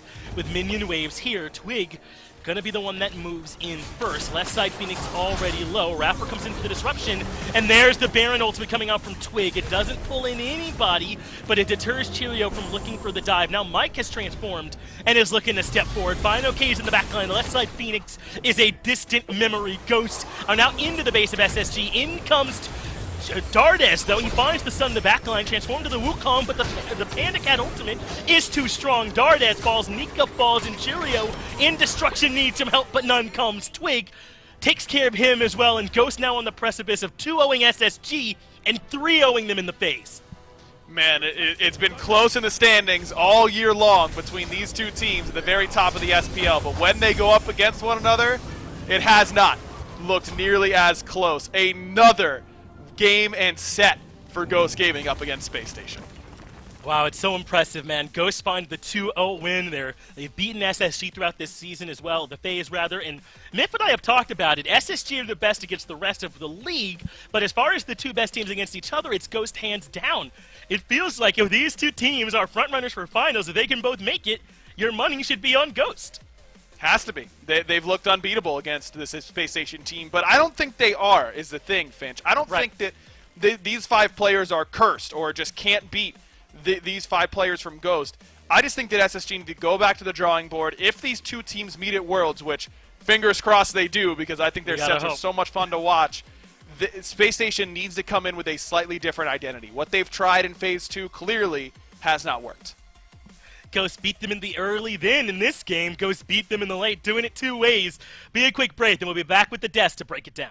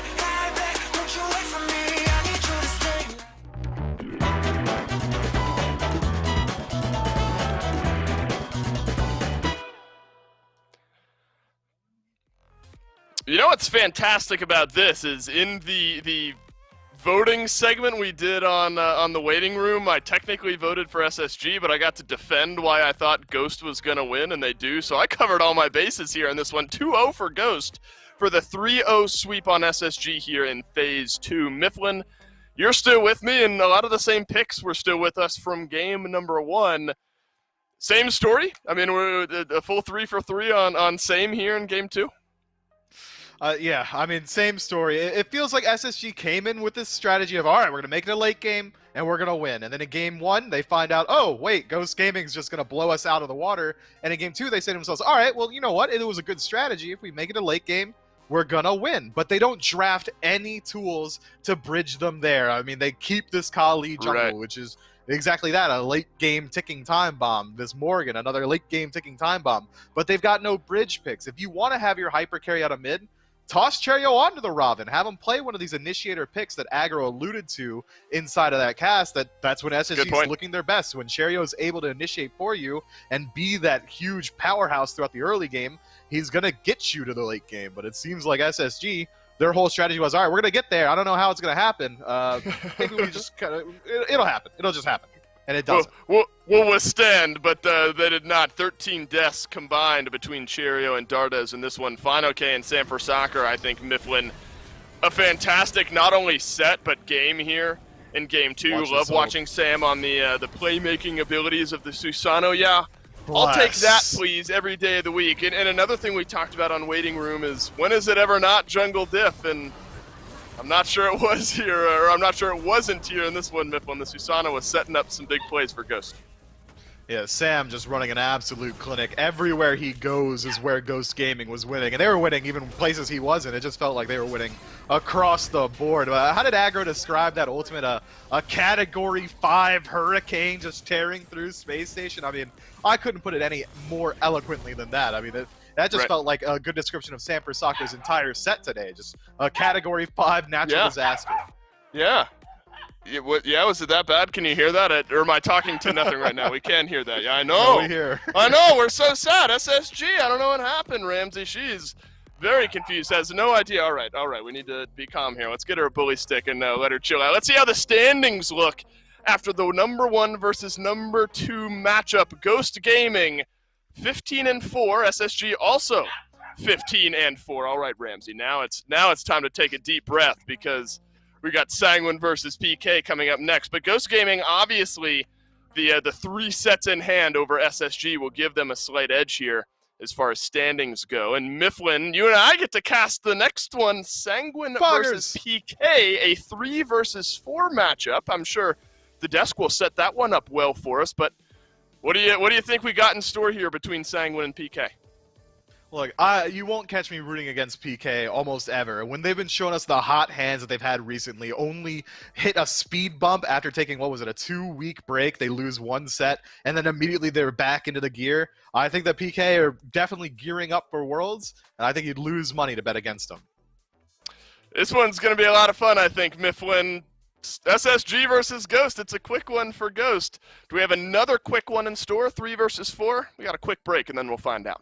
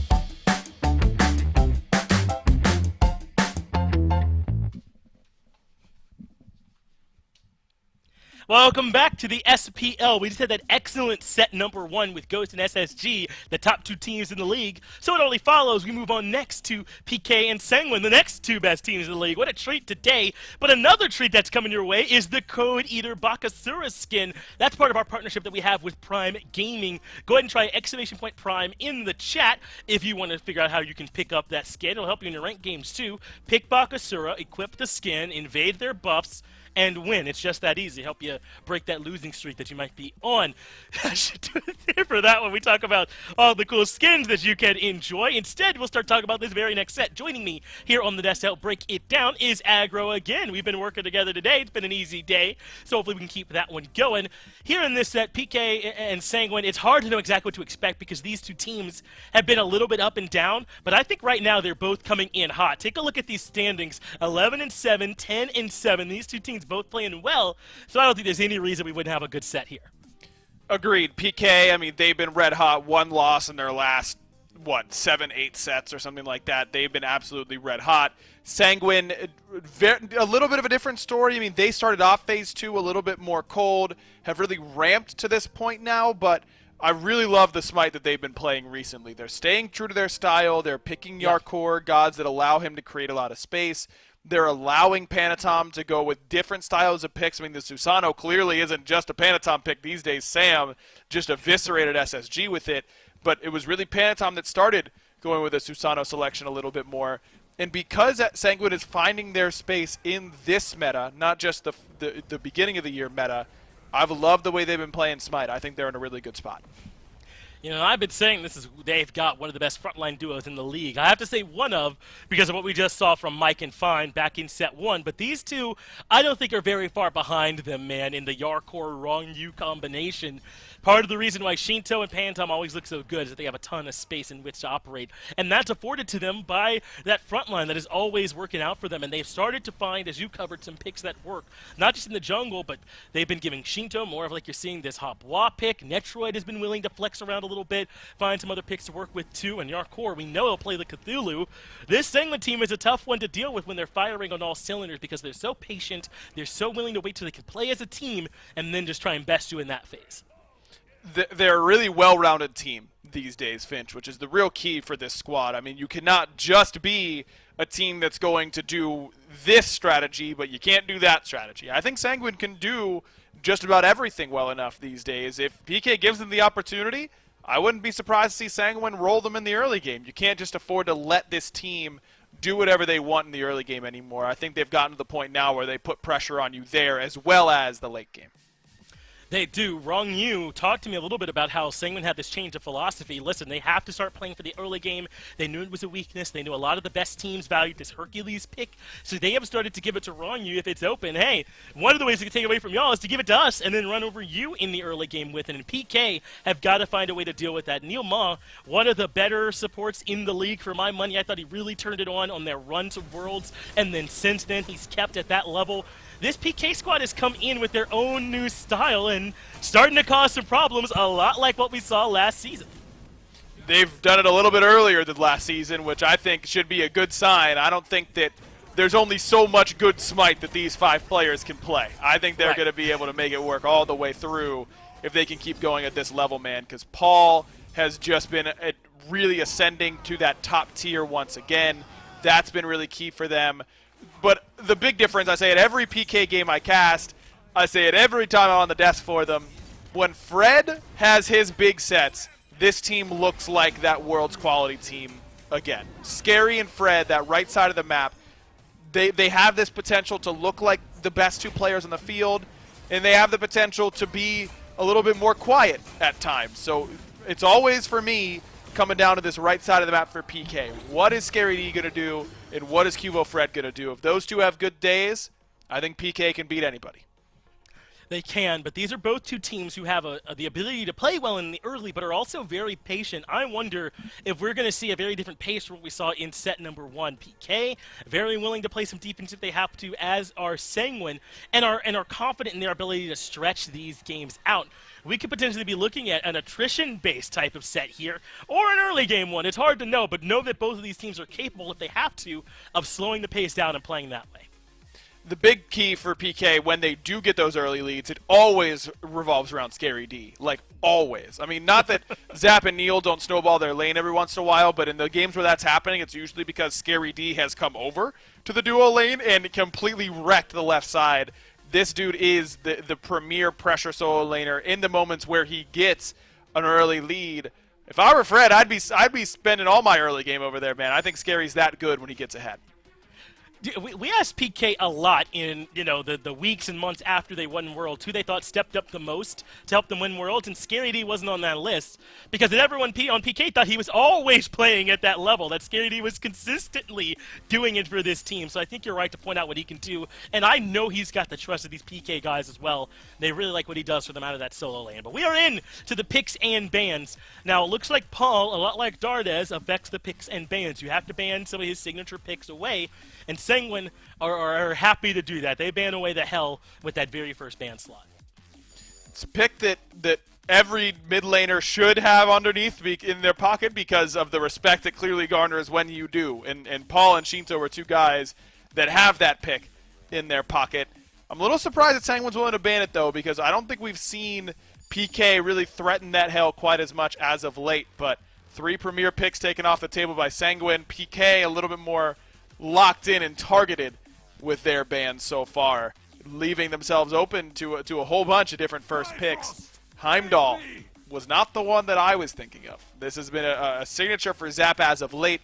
Netrioid has also played it. This makes me think PK might be looking to take Morrigan for themselves and not have that counter pick on the other end as an option for Sanguine. Well, yeah, you definitely don't want to have to drop down to the Baron. I mean, it's not as strong in the counter matchup either way, so I think this makes some sense for PK to grab the Heimdall right away. Now, what are Sanguine going to do with this opening that's left? I think getting Habois here makes a ton of sense. Shinto's looked great on it, and I could stop my point there, but also keeping it out of Paul's hands is pretty important too. So bringing it over to the Sanguine side makes a ton of sense. It could even be a flex split pick and potentially go into the jungle. But they're also going to go down to this Cerberus after that. This one surprised me just a little bit.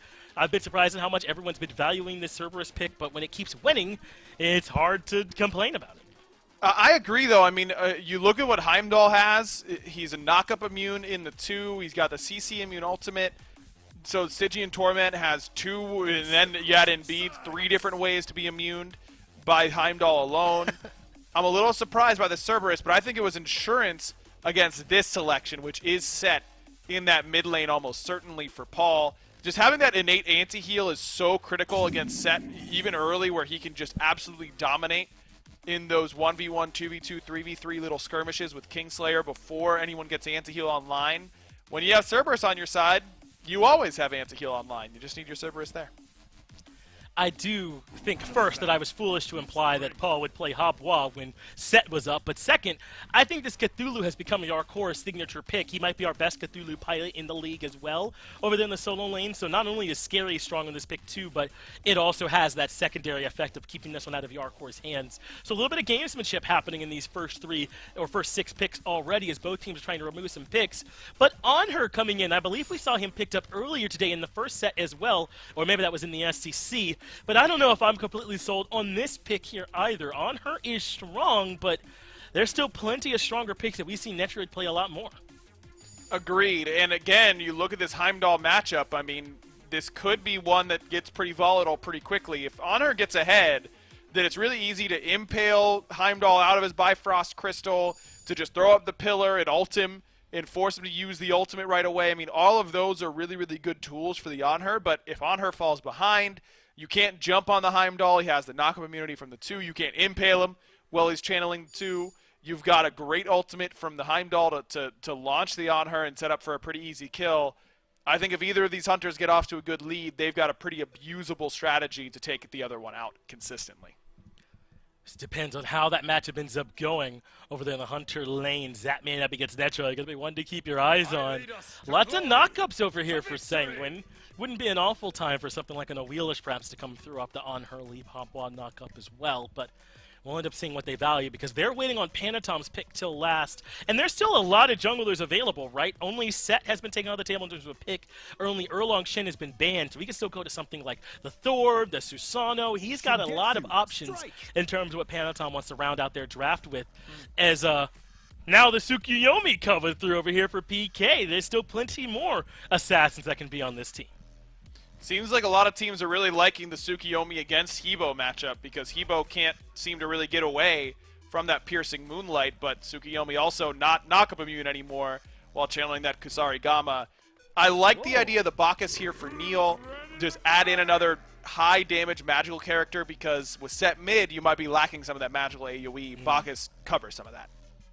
I suppose so. Bacchus feels at times more like a mage with good setup than a support, right? And Bacchus pretty good at doing that, though. Once you get some chugs down, you'll be having trouble getting through all those extra mitigations that he has. And now Serket going to come through in the tail in this draft. Okay, so there were a lot of jungle options. I was not expecting this Serket. Do you like this pickup here for Panatom? I don't love it. I said last time we saw the Serket that I'm ready for it to go away again because I just don't think she's that strong. I think Sanguine is clearly looking at shutting down Paul on this set. That's what the Serket is here to do.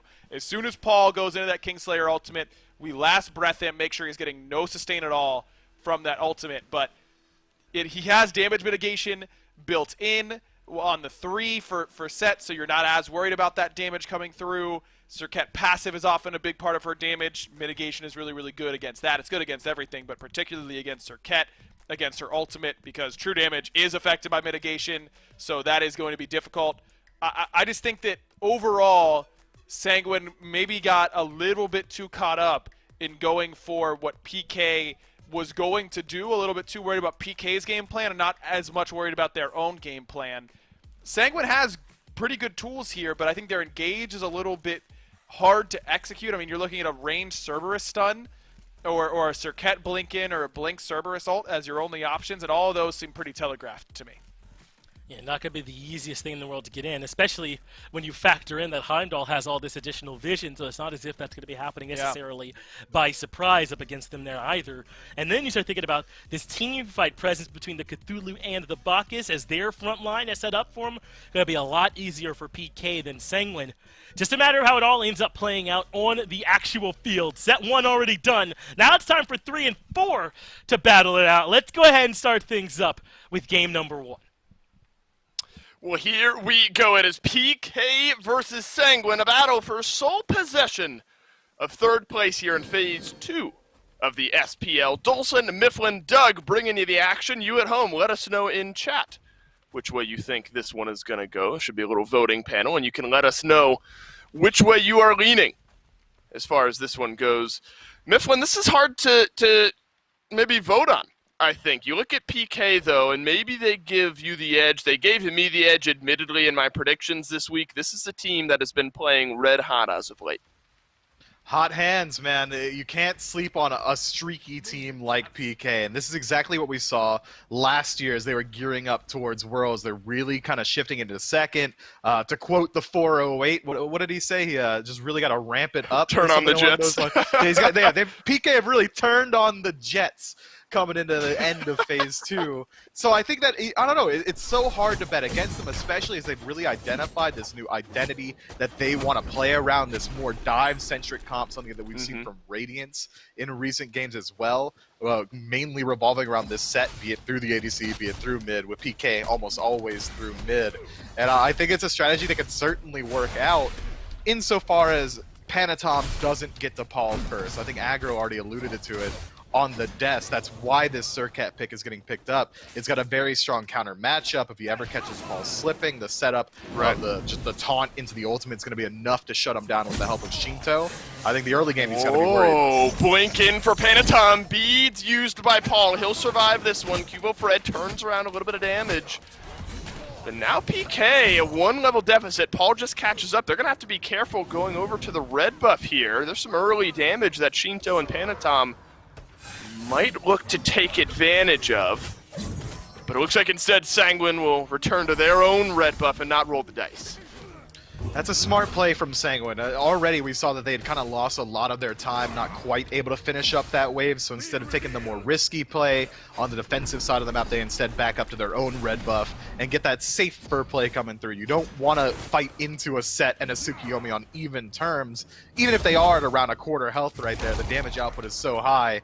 I like Sanguine playing it a little bit more disciplined. You can already see how some of the early punishment might go in the mid lane there, though we did talk about it on the waiting room. Hey, a lot of the storylines we brought up seem to be coming true here today, so thumbs up to us on that one. But once Paul starts to turn that corner post level 5, that's when you expect high burst potential coming out of that mid lane. So definitely something on both sides, really. Shinto as well will have the ability to effectively delete anyone, so some potential action to be watched there. Panatom now over to solo. Scary D, no chance. The Arcor swings away for first blood. Scary D, if he's been effectively beneath half health for the majority of that lane, and that's an easy gank, all things considered, for Panatom. It is an easy gank. Panatom just rotates in with the jump, the taunt, the one. That's all you really need. But I understand why Scary D wasn't quite ready for it. The speed buff was just spawning for Sanguine, and Scary absolutely knows those timers. So he's expecting, if anything, sure, Surcat might be on my side of the map, but she's going to be coming top side. She's going to be clearing out those buffs first. She's going to be mirroring what my jungler's doing. And unfortunately for Scary, this time he's just wrong. A bit of an off-tempo gank from Panatom results in first blood. I call it the cringe gank over to long lane. I don't know what that one's called, but it definitely caught Scary D off guard. Their small jungle rotation back towards mid here. Paul still being slightly outbullied by Shinto, who has ticked over to level 5. Paul short behind there. The guys on the desk, Mifflin, also figured we might see some fireworks out of the duo lane. I suppose it makes some sense. There's plenty of engage potential from both of these supports, though Neil piloting one we've only seen once here in phase 2 so far, and that's the Bacchus. What kind of respect do you think Neil is demanding here with this Bacchus pick out of the duo lane?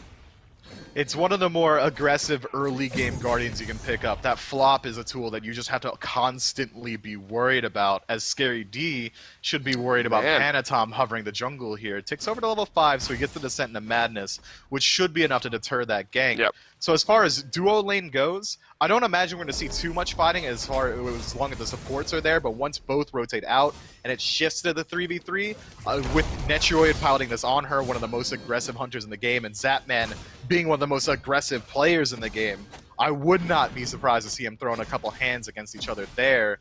But with Guardians in the lane, Cerberus is just going to be deterring all of the aggression from Neilma. Neilma doing the exact same, kind of making it fizzle out. Also rocking one of the cooler Bacchus skins, if I'm being honest. Just came out in game, Blobulus or something. I forget exactly what it's called, but I think it's hilarious.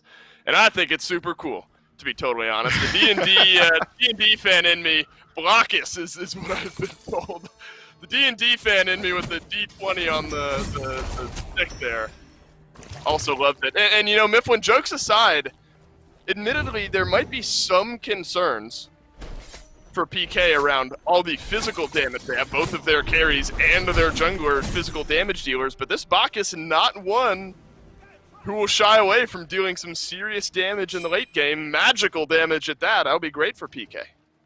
I think it will be, and Bacchus has some inherent mitigation and defense within his kit. He also gets power from drinking as well. So I wouldn't be surprised if we see Bacchus go for more standard support build for the first 2-3 items, and then immediately go in towards the Void Stone or even the Soul Reaver or something along those lines to make up for some of the inherent weaknesses of this draft, being 4 physical. I think that Bacchus is in a very interesting position where come late game, he's likely going to be the tankiest Guardian in the game regardless of build, just because of the mitigations. So I think that's why we're starting to see PK pick it up when they are running this 4 physical draft. Well, Panatom attempts a blink over onto Paul. Scary D will be able to provide some decent damage on this Cthulhu as well. Early shoes the Magi for him. So he's able to sort of trade with the Arcor, where it seems like most of the pushing has been going against him. That'll allow him at least to stay in lane a little bit extra. And what do you think we see out of this build from Panatom? I mean, I was just kind of idly passing over the boots there. The Arcor reinforced Greaves, Panatom looking for the same there as well. If you're locking in the Circuit, I mean, is it sort of that tank hybrid engage or bust nowadays? I mean, that seems to be the way most of the players are going with their Circuit builds. Yeah, it's kind of reminiscent of Season 4 Circuit that we used to get to see all the time out of the jungle, where it was genuinely, you're picking her for that true damage to the ultimate. You need that additional survivability because you're locked onto the enemy for about a second and a half. And in this meta in particular, with ADCs attacking 2.5 times a second, you're kind of going to want a little bit of that bruiser build coming your way. It is very good. ADCs are a very privileged role, and they should absolutely recognize that. But you're lucky Finch isn't in here. I think that the main reason we've seen this shift towards a more bruiser circuit as well is because those in-hand autos not really working so well with crit. The build has changed a little bit, so now Circuit doesn't really get the full benefit of going that Rage Deathbringer that she used to back in Seasons 3, 4, and 5. So I would be expecting to see this more bruiser build coming through here, and it should help out a lot with having to lock down this Set in the back line. When Set goes in the ultimate and drops 6 clay soldiers at his feet, all of a sudden you're going to need that defense to survive through that poke you're going for. All right, good point. That's the hyper burst that PK are definitely bringing to the table here. Quick pause, that is now over as we jump right back into the action. We have not seen all that much, Mifflin. A small, quick, we called it an easy gank for Panatom just to jump on Scary D over there in the solo lane. We're starting to reach that 7-minute mark. Everyone in the game is going to have their ultimates. Now is maybe the time where we expect these supports, whether it's a Neoma leap in or a Wrong You jump in, whatever it is, maybe now is the time we start to see some of those 3v3s come together. I think so. I agree with that 100%. But also, we can expect to see Paul try and start to rotate throughout the jungle and put pressure on the map for Shinto to respond, because Set is in such an interesting position, right, where he can force an enemy mid laner to follow him in the jungle and risk either losing his life in the 1v1 or not rotate at all, and then Paul's actually ganking out the duo lane if he goes that way, or the solo lane. That's one of the strengths of Set. So I think that we should definitely be keeping our eyes on PK's mid laner and see how he uses this huge power spike period for this god. I just see Neo lurking over by the Fury Pit, but won't look for a mid lane jump. Wrong You was there playing Separator anyway, so Neo would have been spotted out on his way over to the mid lane had he committed there. Now, right back over to the long lane he goes, soaking up a little bit of that farm. Nitroid is here. Of course, the On Her will have his leap. He also has beads available as well as the ultimate for some CC immunity, so you have to be inch perfect on this engage. Neil has blink, so he'll be able to close this gap quickly if Netroid walks too far forward. But instead, Zapman looks like he's just going to push some pressure back. Wrong You rotating over as well, and no flop on in for Neil. Yeah, Netroid playing it very smart, very reserved there. Probably felt it was a little bit weird how aggressively Zapman was positioning in that lane, which is why we saw Wrong You rotating through as well, just trying to make sure that no engagement comes his way. Neoma thinking better of it, realizing even if he does blink in, chase out the leap, the disperse with his own belly flop, it wouldn't have really been in range for Zapman to follow up. So I think both teams showing a lot of respect in this early game, and when you're talking about Sanguine putting respect on their early game, if they're dragging you into that 25-30 minute mark where they're playing at their absolute best, and they've already got a slight lead for themselves, about 700 gold, Sanguine's in a pretty good spot here. I think you're absolutely right, though PK, I think, has shown us that they're a very viable team in the late game as well, at least here as of late. They've dominated some late game fights over the last 6 or 7 games, so maybe have closed that gap with Sanguine a little bit, and it seems that's where we're starting to snowball towards, should things continue. You're right, snowball with 1 kill on the board. As far, yeah, snowball through not many kills or anything like that happening here just yet. Mifflin, and really if we're going to kind of keep focus maybe on that duo lane just for a moment, Netrioid admittedly on this on her, somewhat interesting to me with all of the viability that was still there. Wait and see what Yarkor chooses to do here. No gank. If we've learned anything through the first 10 minutes, it's that these two teams are going to wait a little bit longer. Why maybe in this situation do you think he goes to something like the on her instead of something we've seen him a little bit more consistently on that was definitely still there? It could be because he's got a decent matchup into Tsukiyomi. If Tsukiyomi tries to close gap and use the Kusari Gamma, Onher's got CC immunity on the ultimate, as well as the recent buff, kind of removing some of those pre-fire frames in the disperse, making it that Onher can escape out of these situations a lot more easily. But if anything, it's kind of indicative of this shift from Netrioid to this aggressive playstyle. And speaking of aggression, Panatom going in, PK want no part of it. Immediately disengage, Neomar using the blink. Neo blinking on the Bacchus to disengage, but look at this, Yarkor closing the gap around the backside. Sanguine are going to collapse on this one. Cubo Fred eats the ultimate. Neo up, down, into the back line, but Cubo Fred might just be a lost cause here. Big damage on the ultimate on its way back in, but PK not prepared for the collapse. Sanguine are, though, and they pick up one more, and it's Yarkor on the big sweeping rotation. Now maybe a Gold Fury on the menu. 5 members here. PK gonna have to respond quickly, but that Desert Fury is so much burn. And then Shinto with the confirm off the crushing wave. PK missed your opportunity. Scary D farming up minions at the enemy Phoenix is good for him. He's gonna get a small lead over Yarkor, but at the cost of the Gold Fury and the lead for the rest of the team, this is the best they can do. Pick up a Pyromancer in return. Yeah, it's about as PK as it gets here with the Pyromancer answer on the Fury. I mean, Yarkor was proxying waves between Tier 1 and Tier 2 tower there, so not unexpected necessarily that he was able to rotate his way in, but sort of indicative on how the early game has gone here with a couple of kills for this King Arthur. Always going to be tough for Scary D to stay involved there, though you want your Cthulhu maybe as involved as early as possible.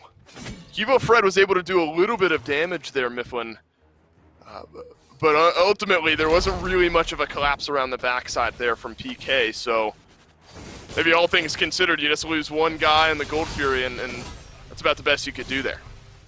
The best you could do is still feeling pretty bad about it. But Right. we did get a little bit of a heat check, right? Cubo's damage output is nothing to scoff at this point. He picks up the Crusher early on in the build, which is an interesting decision. It means that he is looking to fight very early on. The passive gets its most impact out of the early game. That additional attack speed, while you're still able to stick to these enemies, is really only for the early game as well. And it looks like he's moving into the Soul Eater, which is going to slow down his early game. A little bit of disparity inside of the build, which means that he's going to have to wait for those to stack up before he gets full value out of the passive. So it seems like Cubo originally was looking to play aggressive and then has been kind of hindered by the pace. Wrong U goes in, and Cubo Fred will burn his ultimate. Bead still on a 30-second cooldown, but you get that will slow down Fred even more so early on here. Mifflin, it's kind of hard to say, I think, as I pause because Yarkor makes his way over to the Tier 1 tower here. That was a blink in from the King Arthur, but everyone for PK will stay alive. Do you feel like you've seen really any missed opportunities from PK here? I mean, it seems like Sanguine's starting to pick up the pace. They have a 2,000 gold lead on the back of 2 kills and a Gold Fury. I mean, you look at the first 13 minutes of this game, as quiet as it's been, and you know, you talk about having that Crusher online early. I mean, whether it's Fred or anyone else, the 3v3 we figured would be strong. Do you think there was a missed opportunity in the first 13 minutes for PK to start to drive their own bus a little bit? I feel like it, yeah. Inside of the 3v3, I almost 100% favor PK, just inside of that 1 individualistic team fight, right? You have Neoma initiate, and then all of a sudden Paul is throwing out a bajillion damage from a range, or even Cubo poking from a range as well. But it felt like PK has been kind of stifled by the aggression from Sanguine every single time. They weren't allowed the opportunity to group up as three because Sanguine is bringing the fight to your left side back camps, or ganking you at your right side back camps, or even taking a straight up fight inside of the Gold Fury pit. It seems like Sanguine's strategy was to mitigate PK's strongest phase around Paul once he ticks over to level 6 through 9, and just immediately just jams down aggression, make sure that PK can't get their footing under them, and that from there, they've pulled a small lead for themselves. Well, it's an invade on the red buff yet again. Neil first on in, but first on out is the immediate answer. Scary D rotates over before Yarkor this time, so a small numbers advantage for the Knights should you fight right now. They will not be able to. Panatom with the ultimate. Netrioid does the same. Cubo Fred, he's going to have to go in on this one. His ultimate connected onto Netrioid for some damage. Scary D in the backline. Yarkor still split pushing out in solo, so this is a lopsided fight for PK if they can find something, except Neuma is already dead. And Sanguine will disengage on the back of one kill, and that'll make this Arthur split push all that much more painful.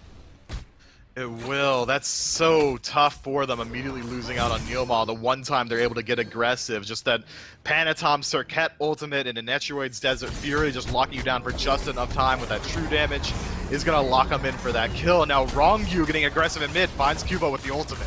Yeah, he burned his beads just a moment ago, stays alive, but Yarkor Nice knockback. will not have the damage just yet.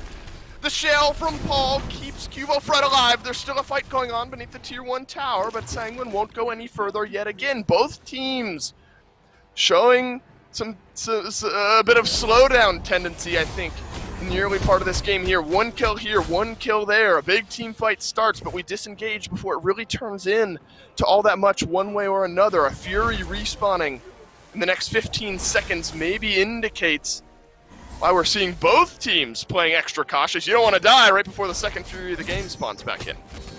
But you also don't want to lose out on your ultimates just like that. Descent into Madness going to be a little bit to that's backup. Zapman just uses his so he doesn't die to the gank. That's going to be a while. It's probably not going to be available for this fight. And already the Oni Fury at 50%. PK, you missed your opportunity. You missed the boat. You missed the bus. This one's going the way of Sanguine. And it feels like a death of 1,000 cuts, doesn't it? As Sanguine kind of strangles the entirety of the map. It's not huge sweeping plays, as you already highlighted. It's one kill here, an invade here. We're going to pick up a Gold Fury on the tail end. And all of a sudden, what felt like a very slow game is already starting to balloon the lead. Now 3,600 about in favor of Sanguine. XP remains largely equal. But as the later the game goes on, XP is going to mean a little bit less, and we're starting to reach that sweet point where gold is really what you're looking to accumulate. Cubo Fred still working on stacking up that Soul Eater, very close, just a few stacks away. Paul as well, Transcendence there. On the set out of the mid lane, both Cubo and Paul start off with the Crusher, then both move into the Warrior Tabi, then both move in to a stacking damage item. So need a little bit of time to get there. We have not gotten a great measure on Paul's damage just yet either. Granted, nobody really from PK. We haven't seen a big invade. Pyromancer will get taken by PK this time. Rongyu close by. I have to admit, Miff, I have no metric on how much damage anyone from PK can do right now, except for maybe Cubo Fred, because they've just been on the back foot, it feels like, in every engagement. And only from Cubo Fred is that ultimate. That's all we've really been able to see from him. And it's because PK, they're constantly looking to set up a trap. Even in that last fight that we saw, it was them engaging on top of that red buff, but they never really bore fruit from their trap. They just kind of set up like, all right, someone walk into me, and we're going to bite them, bear trap style. And immediately Sanguine shows up, Panatom gets there and says, oh, word, yo, guys, they're setting up a trap here. Maybe I ult them, and then we kill them, and then disengage because they have 4 versus 5. And it just works out exactly like that. PK need to be a little bit more decisive, a little bit faster on these attempts to get aggressive, because if they allow Sanguine to reposition and have all 5 members there for the team fight, playing into this deficit, I don't think PK can win the fight. Sure. And maybe it's slightly unfair of me to kind of harsh on PK. I mean, higher damage numbers for Paul than what we've seen out of Shinto. It's really just been 3 kind of individual picks and then disengages from both teams. So still a lot of determining to be done really across the board, as Paul will even up that level gap there in the mid lane. Shinto maybe standard, all things considered. We sometimes see Rod of Tahuti with that first item, though Mifflin, this Doom Orb start, even outside of these high burst mages like the Hebo, I mean, it's starting to really become the popular pick is that first mid lane item to lock in. Look, 145 power and movement speed won't ever catch me complaining about Doom Orb, because I'm not a mid laner, and mid laners love to complain about their expensive items that are incredibly strong. As Wrong gets caught out just ever so slightly in the jungle by the burp, and we get to see a little bit of that damage output from Paul, enough to take off 10%. Not enough, not feeling quite confident enough to try and set up a kill into the support, whereas Neilma, we've seen, is pretty squishy. He's already fallen this game, and if anyone from Sang was able to close gap onto him, he can't feel nearly as safe. I think Wrongview gets a little litmus test there of saying, okay, I can move in, I don't have to worry about it too much. Yarkor was attempting to dash in onto Paul, but Paul too quick on the trigger. Now look at this, Netrioid does not have his ultimate, but Zapman does not either. He'll have his crystal, but he's going to have to go right back to Netrioid if he takes it. Right on the other end, the Honor is going to get... Oh, no, it's the bleed for Panatom that locks down Zapman. Panatom picks that one up. Now Cubo Fred being chased down by Yarkor. Is it another one and done here? Sanguine, they pick up Zapman. No more fighting to be had. Sanguine will take their kill and head home. Look, Netrioid had Zapman's number before the squad even showed up. Initiates with the Desert Fury, pokes him out, forces a defensive relic. Zapman sets up in the Bifrost, gets impaled out of it. Netrioid was working that man, and then the squad shows up and he doesn't get rewarded with the kill. Now it's a look over towards the FG for Sanguine. Zapman's still 15 seconds away. Wrongview's eaten about half of his HP in damage. Neo has to flop away. Seen that a few too many times this game for PK's liking. Though with Wrongview that low, probably smart that Sanguine slow things down, just testing maybe the reaction time of PK on their way in towards the fire. Or maybe seeing if even PK would be willing to put up a defense with Zapman being dead for as long as he was. And interesting to point out, man, one death on everyone except for Paul so far. Maybe it speaks to how defensively PK is playing, or yeah, maybe he's just nuts. But it feels mid-laners, baby! Yeah! Yeah, okay, yeah, mid-laners. And you wonder why I called you an aggro fanboy, alright. What does it have to do with aggro? What I play mid! Alright. Mifflin, we are 21 minutes into the first game of this set. We're not going down this path already, because it's all downhill from there if that's where we start out here. Luckily, Yarkor is going to bail me out a little bit, as he's going to rotate towards mid with Scary D there in kind. Now it's the Fury that's up. PK have been very slow, if not non-existent, on their Fury answers up to this point. I imagine we've reached a point in this game where they feel they might have to try to engage on something. Neil agrees, will take an extra swig in. Panatom dashes away, stays alive, half HP, even lower now on the Fury. Will there be a steal? No, there won't. Sanguine block in the Fury, but PK, they want to fight. Neilma jumps on in, they've caught out a couple. No kills for PK just yet, instead it's Neil that goes down. Finally, Cubo Fred finds Paydirt, but it's a double kill for Panatom. Zapman fighting back in behind Scary D. Low health bars on 3 members of Sanguine. Right back in here, but Scary D low himself as well. Paul still alive. A double stun from Yarkor might be enough to reset up the rest of this fight, but Zapman will finally swing on through. Sanguine get the Fury, but it's a 2-for-2 trade in the fight. Yeah, Sanguine overcommitting to the Fury just ever so slightly creates an opportunity for Neil to find a 2-man flop into a 3-man stun, which sets up for the rest of PK to reposition. From there, he baton passes to Scary D as he enters the Shadow Realm, Neil Ma that is, for Scary to find all the CC and set up for the rest of his team. Meanwhile, Yarkor zones out the backline of PK in a losing fight against Paul. I don't care that you're King Arthur. I don't care that you were 2-0 before that point set. Does a ton of damage, and you're not going to be able to hold him back for long. From there, you're just hoping, if you're a Sanguine fan, that Netrioid's going to get enough lifesteal off the back camps to re-engage on this incredibly low-health Cthulhu, and it just doesn't pan out that way. It turns into a 2-for-2, where Sanguine does get the Gold Fury, and PK have to take the consolation prize of Pyromancer. But we're seeing time and time again, despite Sanguine finding these small leads, this death of 1,000 cuts, PK is still standing strong and able to fight in. Look at all of Sanguine shells as well, effectively all synced up with one another there in that previous fight. maybe keeps them alive a little extra on the back line, and they'll be able to re-engage with one another maybe later on here. Just a funny little something my eyes caught down there on the side. So 3 shells maybe is really the point here. Obviously, you want some of the shielding, but enough auto attack damage that you're going to want a little extra defense off the top if you're Sanguine. Sometimes we see 2, but 3, they're definitely buying into that mindset. Yeah, we would want to see those timers desynced a little bit more so they get full benefit out of the shell and not all effects stack up perfectly. So you want to kind of desync them just ever so slightly. And maybe 1 or 2 seconds off of each one would be ideal. But Sanguine seems like they kind of hit that panic button once you saw that team fight. Like 3 shells pop up nearly instantly, and PK found a good time to really optimize on it. And now those shells are back up, which means Sanguine should be willing to look for another fight. They've got an advantage still, albeit a very small one, but the bigger advantage being that defensive positioning around the Fire Giant, which handedly goes their way.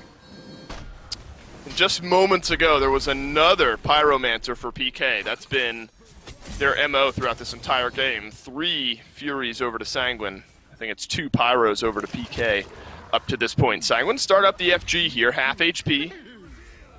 On the jungle monster there. Scary D just hanging close by in the attempt of a steal maybe in a few moments. Scary D dashes in. Sanguine don't care. Fire Giant locked on in. Here comes Cubo Fred into the backline. Cheeto, he falls first. How about the rest of this fight here? Netrulite sends out the Desert Fury, pins Cubo against the wall, and suddenly he's got to escape. Scary D considering maybe a little extra damage in onto this tier 1 tower. Zapman running down, wrong you. Paul goes down as well in this fight. Zap now going in on the backline with Scary D. Could be big damage numbers here for the Knights. Huge turnaround, though. The blink-in from the Surcat finds the kill into Cubo. Scary D not happy about it, dashes back in. Yarkor spinning to win, but can he spin to stay alive? I'm not so sure, Mifflin. It's a double knockup. The tier 1 tower will go down. Zapman, free reign to swing down onto Yarkor. Panatom having to back away here. Netrulite back at full HP, but look at Scary D on the re-engage. Pop to Thorns. Neil pops up Netrulite, but Panatom dashes through the Cthulhu. Neil so low, and Zapman will get the kill. Mifflin, this game has been so slow, and suddenly we've caught fire, and Panatom, the last one with the buff. An explosion of color as Zapman tries to bait Panatom into a 1v1 situation. Who's got the CC? It's Panatom, but beads! That's all we needed! Yeah, eat dirt! You step to the king, you're gonna get put down like a dog! Panatom falls for 50 seconds, and that's another fight where Sanguine engage around the Fire Giant, and they immediately stick to it. They're not willing to reset it, they're not willing to look for the fight, and PK as a 5-man unit is able to walk in very easily. Sure, FG goes the way of Sanguine, but look at their belts. No one's wearing it because PK take an advantageous fight. Sanguine have to use the Crushing Wave for the confirmation. They have to use a ton of other abilities as well in this Hail Mary situation. And PK, no one's getting onto Zapman. He's allowed to free cast in your back line. Cubo shuts down up multiple targets with his ultimate. Sanguine needs to play so much cleaner around these objectives. Be willing to reset if PK is already inside of you. Zap has gone huge this game, affecting 6 out of the 7 kills. This Heimdall, pivotal for PK, not only in the fights, but in their getting first Fury of the game.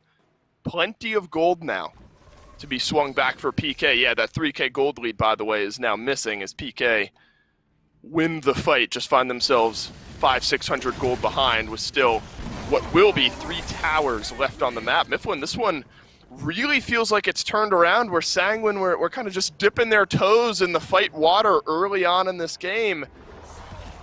And suddenly, I don't think I'm overextending by saying it feels like Zapman and the rest of PK have all the momentum. It does feel that way, but still, we're looking at a very even game. The majority of players are already ticking over to level 20. The only ones who aren't are the supports, and only 1 level separating them there. Gold is completely even at this point. It's not even worth bringing up the 10 or 15 gold that separates these 2 squads. But if we're talking about momentum, it does feel like PK. They're the one who are slowly trying to grow this gold lead, trying to catch up to Sanguine, and they've finally done it. If they were able to win a fight 3,000-4,000 down, from even, PK is going to feel more confident than they ever have. And you can see it's reflected in their gameplay. Already they're positioning a little bit further up. They're trying to work their way into the Fire Giant. And if Wrong Yu shows himself, he might have 5 people to address. He has to jump away. Has Blink, but will get canceled out there by Neil. So no burp from Blackulus to stun down the Cerberus here. I mean, even if I think you look at the engage, it seems like Cubo Fred has really started to come alive as well. I know a 2-3 slash line might not say that, but I think that piercing Moonlight has been fantastic. Even if he's not completely eliminating a kill, which he did in the previous fight, he's at least chunking down so much damage. Titanbane, good item, by the way. Pyromancer for PK will be confirmed here. Scary D and Neil both dash away at the same exact time. Watch out for Panatom lurking around to the left here. Wrong You wants a little bit more. Stygian Torment caught out for, but pulls nobody back in thanks to the disengage from PK. Neil will have to leap away, but Scary D did not get the memo as he goes right back in. Sanguine left searching for someone to fight with as PK will walk away with a Pyro in tow. That's a lot of tools used there. That Stygian Torment's going to be huge around this Fire Giant fight. It respawns in the next 20 seconds. Wrong You has to go back to base and wait probably another 40 on that cooldown to come back up. Yeah, he does burn away some beads, you're right. But still, the defensive relics on the side of Sanguine are all maintained. 3 shells, all their beads as well. There's not much that they have to worry about, even if their engage is a little bit weaker. As long as they get to the objective first, PK is going to have to work in. And good luck doing it against all that defense. Yeah, 4 beads, 3 shells. There's 3... I mean, we got beads on 7 out of 10 players here in this game. Plenty of engage maybe from both sides, and that's what these teams are worried about. Now PK, this is where you step up. The last FG was attempted to be stolen. I speak for a living, by the way. This time now, PK, I imagine, really start to initiate a fight earlier on and don't let Sanguine get close to taking it away. Unfortunately, Neil CC locked in. Maybe they got too aggressive. I said PK will walk up, but it was really just Neil. And now Sanguine maybe have a clearer path into this Fire Giant. It's half HP, just turns over to Enhance. Perfect timing now for Sanguine. Scary D works his way in. That's a Blink beneath the Enhanced Fire Giant. Can he steal it away? He's going to have to go big. No, again, Cubo Fred sends himself into the backline, and Shinto thanks him for it. Zapman will disengage. Paul is here with Scary D, though. 3 members of Sanguine locked in with some damage and a little bit of tankiness as well. This is a weird fight for PK to take, admittedly, here, Mythwin. 4 members for Sanguine still with the FG buff, and it's now Scary D leading him on a goose chase. A goose chase that won't last much longer than this. He's already used the mire and the dash. The gap closes there, and his life is forfeit to the rest of the squad. On Chile enough to stop out that dash. That one line of hope, the silver lining thing that he might be able to get a couple more seconds, immediately squashed by that item pickup. But I gotta call it out, man. Cubo goes into the ultimate trying to maybe steal away the Fire Giant or lock down somebody on the tail end, and immediately Shinto uses Crushing Wave as the Fire Giant falls into Death Threshold, and Cubo pops out right in front of him, taking not only the confirm, but also Cubo's life with that ultimate. Shinto had to have been on accident. That's how quickly it came through there. Frames, not even seconds. Frames was Cubo available to take damage there, and he was immediately shut down. And Sanguine all the happier for it, not only taking away the tier 2 tower in solo, but mid as well. Enhanced Fire Giant going their way, and now only 2 towers standing between them and the birds of PK. There's so much left for them to strip away, and PK, at this gold deficit with an Enhanced Fire Giant on the belt of Sanguine, their defense isn't looking too strong. It's my fault. I said PK feels like they have the momentum, but I suppose Sanguine are still feeling comfortable with the state of the game. It's an Oni Fury now for a little extra pushing power. And a little extra gold as well. Goldgraph showed a small moment of lead, and that's, I think, where my momentum conversation came in. Zap has to burn everything to get out alive here. You know, I've really brought up and kind of hyped up Zapman. He's done 5 of the 8 kills for PK. Netrulate as well. Look at the damage charts if we can in just a moment. This on her at 2, 2, and 7. He's gotten 2 kills, but he has got massive numbers for Sanguine in all these fights. He has. Both ADCs been so hugely impactful. Yeah, Netroid dropping 8K ahead. 23,000. Yeah, Zap. that's absolutely ridiculous. And he's using Zapman's favorite build with the Berserker's Shield, rounding it out as well, kind of biding his style and making it look a little bit better. But now Sanguine have to kind of adjust how they want to play this game. The defense from PK almost completely revolving around this Cthulhu might be best to try and address him first as they work their way in. But it looks like a standard 3-2 split. 3 in mid, 2 in left, with maybe a floater towards that center of the jungle. It seems like Sanguine don't really know how they want to work their way in. And if they don't make a concentrated effort, they won't be able to take away any of the tools of PK. They need that Descent into Madness to go down, or at least split the attention. Panatom attempts to jump on in. 100% kill participation for the Sanguine jungler. But Scary D will stay alive this time. I like the way Wrongyu's rounded out his build here as well. Spear of the Magus on the Cerberus. Cerberus damage can go under the radar sometimes in our conversations, but you catch out a backliner even with just that one damage item on towards the end of your build. And you're going to be melting health bars, man. I mean, it is tough to walk away from that. It is, and match it up with Stone of Binding as well to even There you go. further expedite that damage. But now look at Zapman. Luckily, still has the beads. Yes, eats half of his health from Wrongyu, and then a little bit more from Netroid, then a little bit more from Yarkor. Sanguine find a pick, and it's Scary D left alone onto the front line. Neil has to leap on in. He'll get one knock up onto Yarkor, but that'll only help his sustain a little bit with the Stone of Gaia there, and Yarkor will have to walk away here. We have seen games get elongated, Mifflin, right around to the spot, right around these Phoenix defenses. Sanguine, no form of massive sustain, but there are some minions. One final Oni minion pushing down the right-hand side. There's going to be Panatom in the mid. It's going to be a three-pronged attack here thanks to the minions for Sanguine. You might just have to give up this left side Phoenix. Panatom and Paul doing battle on the left. Cubo, Fred, has he connected? He sure has, but now he's alone in the back. Aegis avoids the crushing wave. Look at the damage from PK. Sanguine, they're on the run. Neil bursts down onto Wrongyu, locks in the Cerberus right there in place. Now PK, they smell blood in the water. They want more, but I'm not sure they can close the gap in time, except for onto Panatom. Scary D, he keeps going as well. Nice impale from Netroid. Should be able to crush the aggression there from the PK boys. But Sanguine, sticking around for so long on that left side Phoenix. I understand it's frustrating you didn't get the Phoenix itself, even though you were able to find a pick onto Zapman. But once Fire Giant wears off, and it wore off like a minute and 40 seconds ago, they just kind of hover around at incredibly low health. And PK, being so close to their fountain, are very easily able to reset, heal up, and then immediately come back into the engagement. That's exactly what Cuvo does, coming in at 100%, using his dazzling moonlight to close the distance onto the Sanguine boys. And from there, they have to just hold on to their W key in the opposite direction.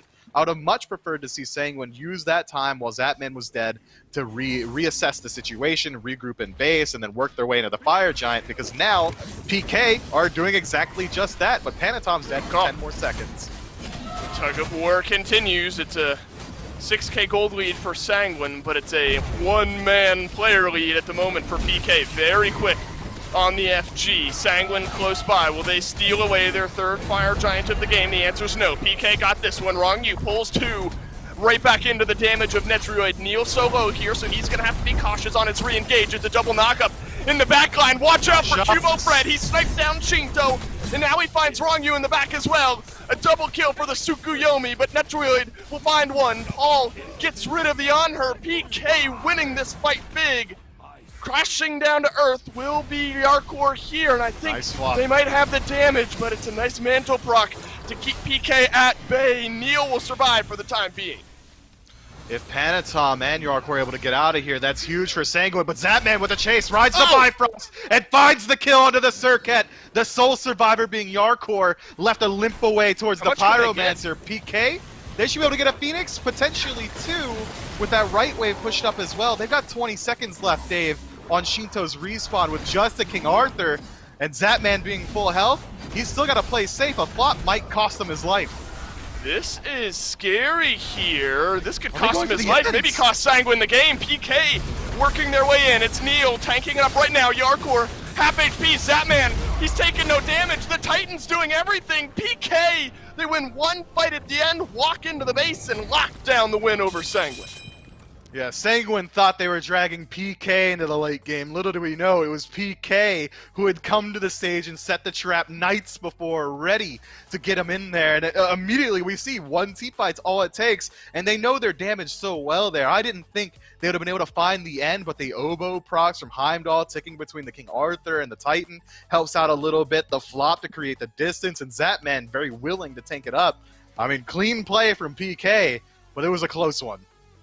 I think Zapman hit his stride in that early game, slowed down a little bit, and then we saw big damage numbers from Cubo Fred as well. The Tsukiyomi, when you want to go in, the Piercing Moonlight can send you into a fight you sometimes don't want to take, but I think Cubo Fred, massive around some of the turnaround fights there towards the end of the game. PK, they continue to be on a hot streak here. They take game 1 over Sanguine. Quick break, and we'll be right back into game 2.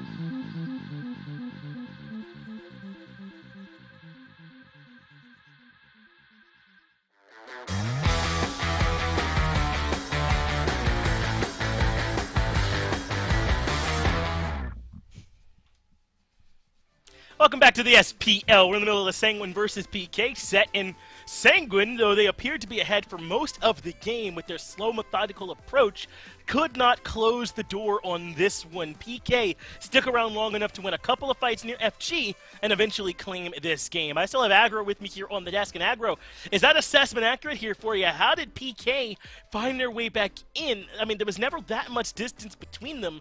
I guess PK were always close enough to win just a couple fights and take it. Just really incredible play by Fred and by Zap in particular, who I thought had fantastic games this time around. Fred had a little bit of a lull where he wasn't able to do quite as much, but the frontline capability of Scary and of Neil really created just enough space for those two to really operate effectively. I mean, Fred was diving consistently. I loved his relic usage a lot of the time in this game. Just popping out of that Piercing Moonlight and then insta-Aegising because he knows that they're going to try and burst him on the back end.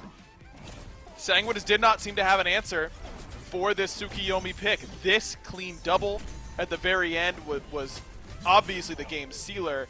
But how about Zap on this Heimdall, man? Yeah. I mean, he played with classic Zap swagger all game long. I mean, he was backbaiting Panatom here. He ends up being the one to really seal the game a little bit later on with this kill on the aggressive TP in. Clean auto attacks as well. I mean, Zap just had a fantastic game this time around. And that was with Netrioid really matching what Zap was doing a lot of the time. I thought Netrioid was really, really good in lane and in a lot of these team fights but Sanguine's weird engage really came back to bite them, and I just kept hearing your voice in my head saying, "This PK team loves to play patient. They really know how to play underneath these Phoenix Sieges," and it came to fruition here in this one. It's the truth, man. They played so patiently. Netroid had some good impales, I thought, throughout this game. Pantom had some good engages. It just wasn't enough for them to close this game out. Once it made it into those later stages, the damage from Cuvo, Paul, and Zap proved to be way too much, even though they were all physical, and Neil and Scary D had the setup for them in this one. But don't you kind of think Sanguine had some opportunities to make this one a lot cleaner around some of these Fire Giant fights where things got away from them? That left side Phoenix Siege, where they stuck around once the Fire Giant fell off them, that felt almost inexcusable to me, where they kind of overextended in that fight and PK punished them for it properly. It felt as though Sanguine were the ones whose patience broke first, and they didn't trust their ability to fall back and maybe find another way to re-siege that Phoenix. Agreed. I think they should have played a little bit more patiently, and clearly Shinto had some problems getting his damage off really, really low on the damage charts compared to where we normally see him. So I do have to say, I was criticizing the Circuit. I think Panatom proved me wrong in this game. I thought he had a really, really good performance on this pick, and clearly the idea of containing Paul worked to some degree because Sanguine had this game in their hands. It's just that then they make one misstep and PK punish them like the group of veterans that they really are at this point. I think that Sanguine didn't do too much wrong in this game. I think they can go with something very, very similar in the drafting phase. I don't think a massive overhaul needs to happen here, Finch. I think they just made one or two bad calls, and it loses you the game at this level. Well, that's how Sanguine play. At least they all follow those calls, whatever they were. They were all there. They just didn't quite pan out. So what are the picks and bans now for game number 2? Sanguine in that first pick spot, PK in the second spot. I think that is the swap from game number 1. Sanguine first pick here this time around because they banned Hell over in their second slot. So yeah, definitely is. Sanguine are switching around to first pick here this time. So they ban away the Hell yet again. Yamoja taken away from PK. But kind of as you said, I don't know that Sanguine need to make any tremendous overhauls to their draft. Clearly they were able to fight in with that comp that they had in that game. Any adjustments you want to see them make, or do you think they can largely keep things the same? Maybe you prioritize a Tsukiyomi away from Cuvo. I mean, Fred has looked really, really good on a few gods recently and hasn't really been forced outside of that comfort pool a whole lot, I think, here in Phase 2. So we've really seen him gravitate towards Tsukiyomi, towards Kamazats, and Hun Bats. Those have been the three that really come to mind for me that Fred has looked really, really solid on. Maybe you could try and top 3 something like the Tsukiyomi for Panatom, but that probably doesn't feel that great either way. I think that Sanguine can really stick with something pretty similar. The big difference that I would like to see changed here is giving Yarkor that Cthulhu if you can. I think it's really worth a top 3 pick for him. He just looks so dominant on that selection. Well, this could potentially be a big adjustment here. The Persephone coming in first for Sanguine this time, with them themselves banning away the Cthulhu to make sure it doesn't end up in Scary D's hands. And this is a big different look, right? That Hobwa for Shinto last game, we just talked about how its damage wasn't consistent, and maybe instead having him on this Persephone, who we know can have the consistent damage, is a better look. Do you like this one first overall here for him, or do they need to go in a different direction? I think this is totally fine. Give your guy the pick, and that has been Persephone for him. He's looked so good on this selection. I don't think there's any problem with it whatsoever. There are some counter matchups that aren't great, but nothing that you feel like you can't play Persephone into. I think that Sanguine have made a really good adjustment with them actually being the ones to ban away that Cthulhu. I misspoke earlier that they should be giving that away. Obviously can at this point. This is a great switch up. PK hold the Hebo pick knowing that they should be able to get it if they want it before the second ban phase, assuming that Shinto's already got his pick. Why would they pick Hebo? It's for Panatom. In the jungle this time around, you get another top-tier mage alongside this Persephone. I love it. You're really lacking engage now. I mean, you need some way to get in there, though Persephone Ultimate does help out in that regard. But I'm interested to see what Rongu and Yarkor are going to be able to grab bottom 2. But so far, I think Sanguine has really solidified a solid backline. I think Sanguine proved the viability of a couple picks in that last game, right? I'm on board with this on her now as well. That's going to be handing over to Netroid's side because he had some great team fights with it. I don't know if it was quite the same consistent damage you normally want from it, but I thought he certainly had some big moments, so I have no problem with him going back to it. And now we are getting a good look at a high damage composition for Sanguine. So if I'm them, I know that you maybe don't want to go at something too passive in the support role, but you want consistent setup, at least as far as I'm concerned, because you've got plenty of damage in the backline now. Yep, you don't need any more. You don't need something like Hercules. I mean, it's obviously banned, but that's not exactly what you need in this game. You just want consistent engage now from your front line. You can go with something like that Horus that is now open. Sanguine themselves ban away. The Kuzenbo, which I don't think fits their draft quite as well, and a Sobek, which I think would have fit their draft really, really well in this game. Kind of taking that away from Neil, but also maybe limiting what Rongyu's options are for himself.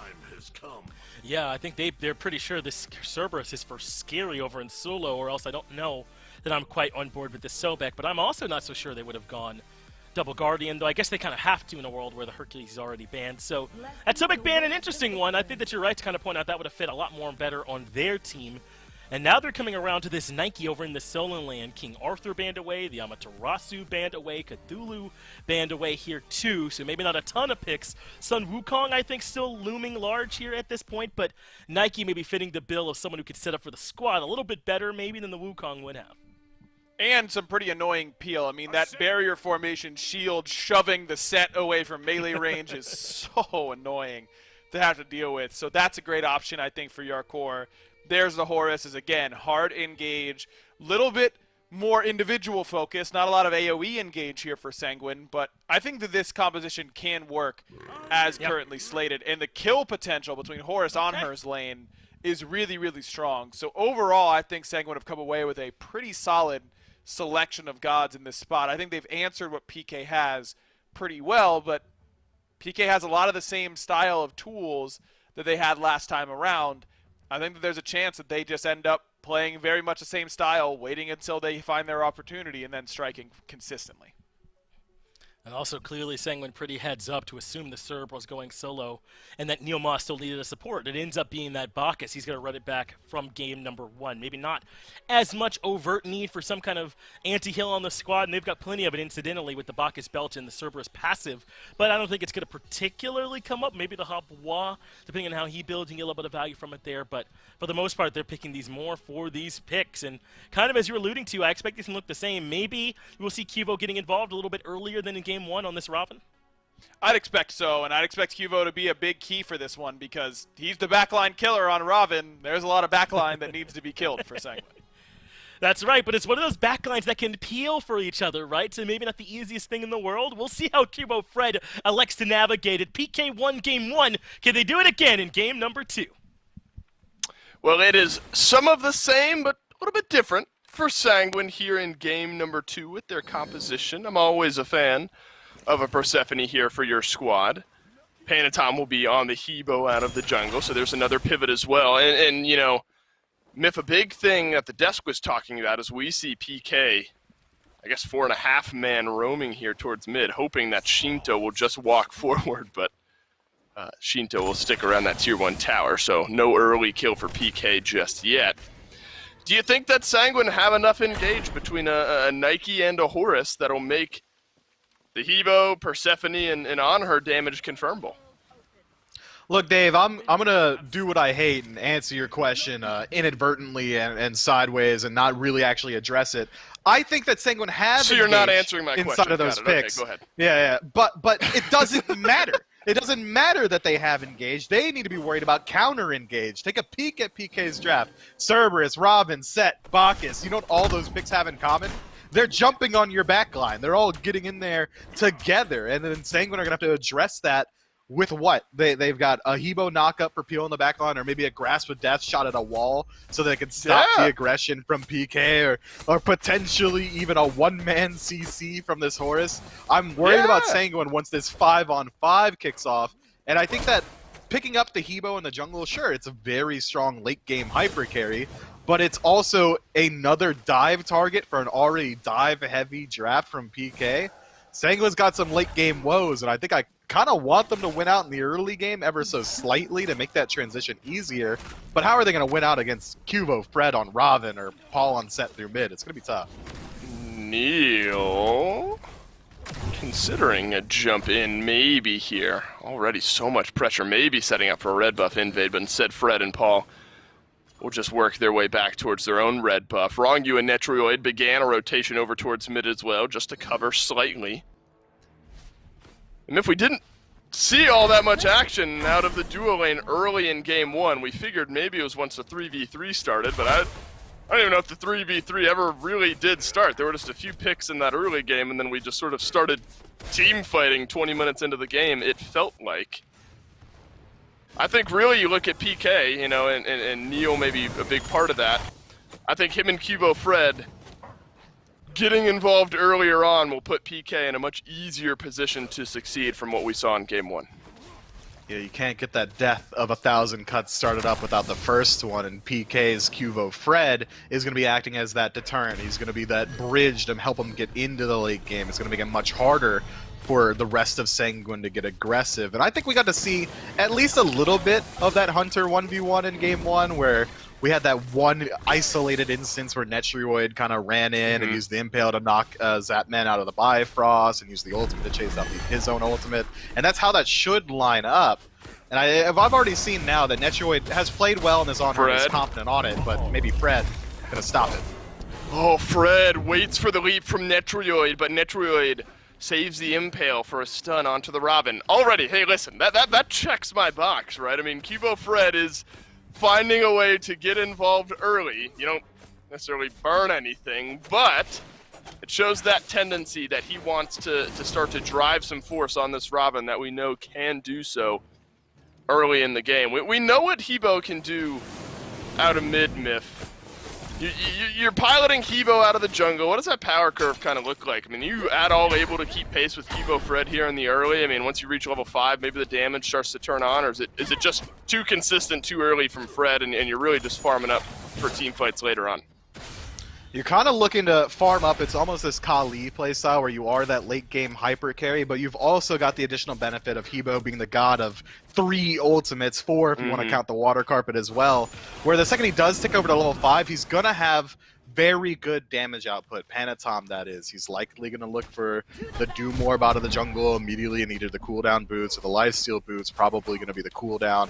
And then after that, you've kind of hit your stride and you're dealing more damage than Cubo Fred can, but your output inside of a team fight is going to be much more dependent on the rest of your team, whereas Cubo Fred playing this Robin is almost this solo agent. He can go in, CC himself, he can slow him and lock him down and use the 2 to avoid damage, whereas Hebo, he's going to go in, he's going to blink, knock up, and if his ultimate doesn't kill off of that, he's going to be almost completely reliant on his team to finish off those kills, which means that Cubo Fred can look to get involved much earlier on and look to consistently put out more damage, and if he does counter-rotate Panatom and goes where Panatom is, Hebo does not win that 1v1. The overhead kick makes it nigh impossible for Hebo to get the better end of it.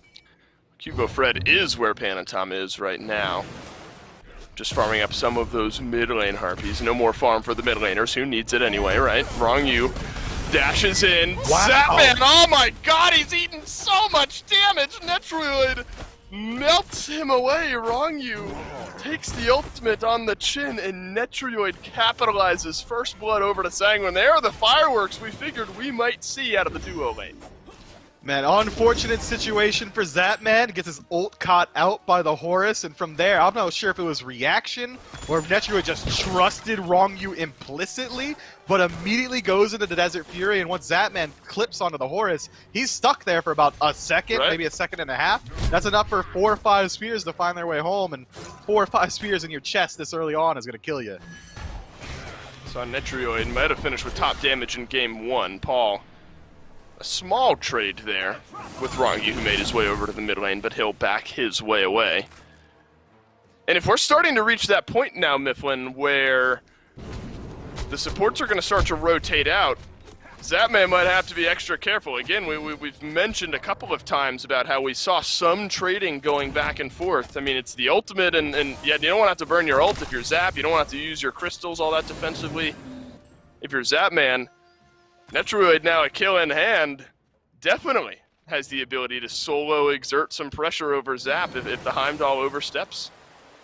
I agree. Right now, though, this early on, it's only going to be a couple sacks on Devos, maybe about half a level separating them, but Zatman's Right. going to have to play very safe for the next 70 seconds at least. Netroid, if he's able to jump in, find an impale, all of a sudden with no beads, Zatman's got no survivability against that incredibly fast burst that On Her brings for himself.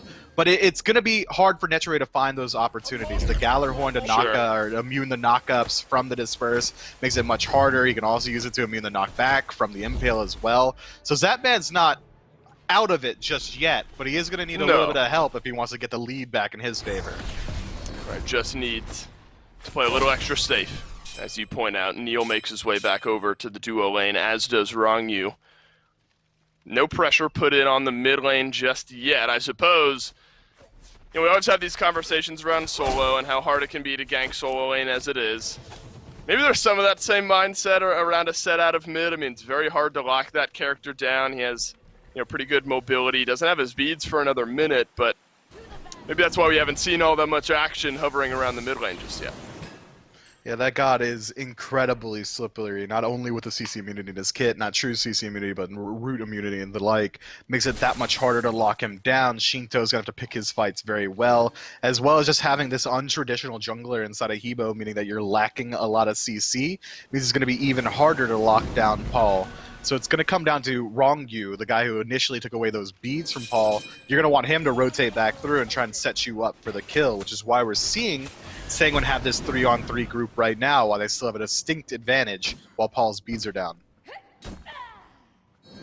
They will work their way away from that as everyone from PK will return to a small bit of farming as well. I like kind of the pivot here from Scary D. I mean, look, if you're not going to get Cthulhu, and we only had just a moment to talk about this towards the end of game number 1. Rongyu, of course, on Cerberus in game 1, finished off with Spear of the Magi. There will be a gank over to the solo lane. Stygian Torment will pull in a couple, and Scary D walk away just the same. I mean, when the same concerns, I think, still stand. I'm going to wrap this back to Scary D, don't worry. That most of the burst and initial damage from PK is all physical. You're still going to have the Bacchus to provide a little magical as well. But, you know, obviously Cthulhu does a good job of it. Now we're seeing what Neilma can do. But Cerberus definitely in that conversation as well as somebody who can build a small bit of hybrid itemization there and add some extra magical damage for his team.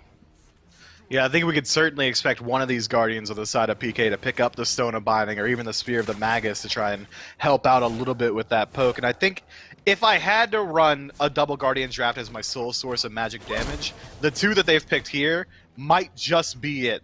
Bacchus has Deceptive Burst, and then the sustainable damage from Cerberus inside of these team fights, as well as the ability to burn beads of the ultimate, is also going to be pretty impactful. Maybe, if anything, I would trade it out and try and get that Cthulhu back. But I think PK don't have to worry too much about it. We've already seen that even with magic defense being largely ignored by Sanguine, the damage output that Neilma and Skady are going to be able to bring in the late game is enough that Sanguine are going to have to respect them. You bring up burning beads. PK's got 4 of them to burn through. It's only Rongyu without the beads. So, you know, these early game ganks, they've been looked at, but yet again, 10 minutes in, we only got 1 kill on the board, and that was the 2 versus 2 kill over in that duo lane for Sanguine. So, yeah, admittedly, this is kind of a tough chess match, I think, for PK, if we're talking about them sort of the ones we expected to be driving some of the pressure early on here, where everyone has a little bit of extra survivability, whether it's baked into their kit for Shinto or 4 beads, plus some ultimates that'll get you out of fights alive if you're Sanguine. I mean, it's very tough. And then you look at the counter side where PK, they've got 3 blinks. I mean, it's 2 different mentalities kind of, Mifflin, as far as active choice goes. Or PK want to be going in early and often, and Sanguine are going to be trying to disengage some of those blinks. Yeah, it just feels like right now we're waiting. Both teams are biding their time until they feel confident enough to move in towards this neutral objective, this Gold Fury. Something along those lines. We're all waiting for the jaws to close on the trap that both of these teams are springing for each other. And it seems like with this grouping that neither one is going to feel very confident moving in initially. It's all these small little wars of attrition, be it through the solo lane or through the rest of the map, where we can get a little bit of poke here, which is going to open up a couple of steps for us. Maybe we might be able to strip away a jungle buff, or maybe we can get the defensive positioning around this gold tree. But keep your eyes on PK. As long as we get to those second relic slot, as soon as they tick over to level 12 and then get the defensive relic to match up with the blinks that they already have, I think that's when PK is going to try and spring their trap, try and bring the fight to Sanguine, open them up towards these early objectives. Whereas Sanguine, I don't think they have to do much. They can go ahead and play this counterpunch style. That's what their draft leans towards. But they might have a chance to counterpunch here. PK on the Pyromancer. They will not finish it. Wrong you instead blinks on through. Cubo Fred does some decent damage, but Paul locked in by Yarkor. Second kill of the game over to Sanguine, and they'll take the Pyromancer to go, please. PK thought they could get away with one there, but they did not.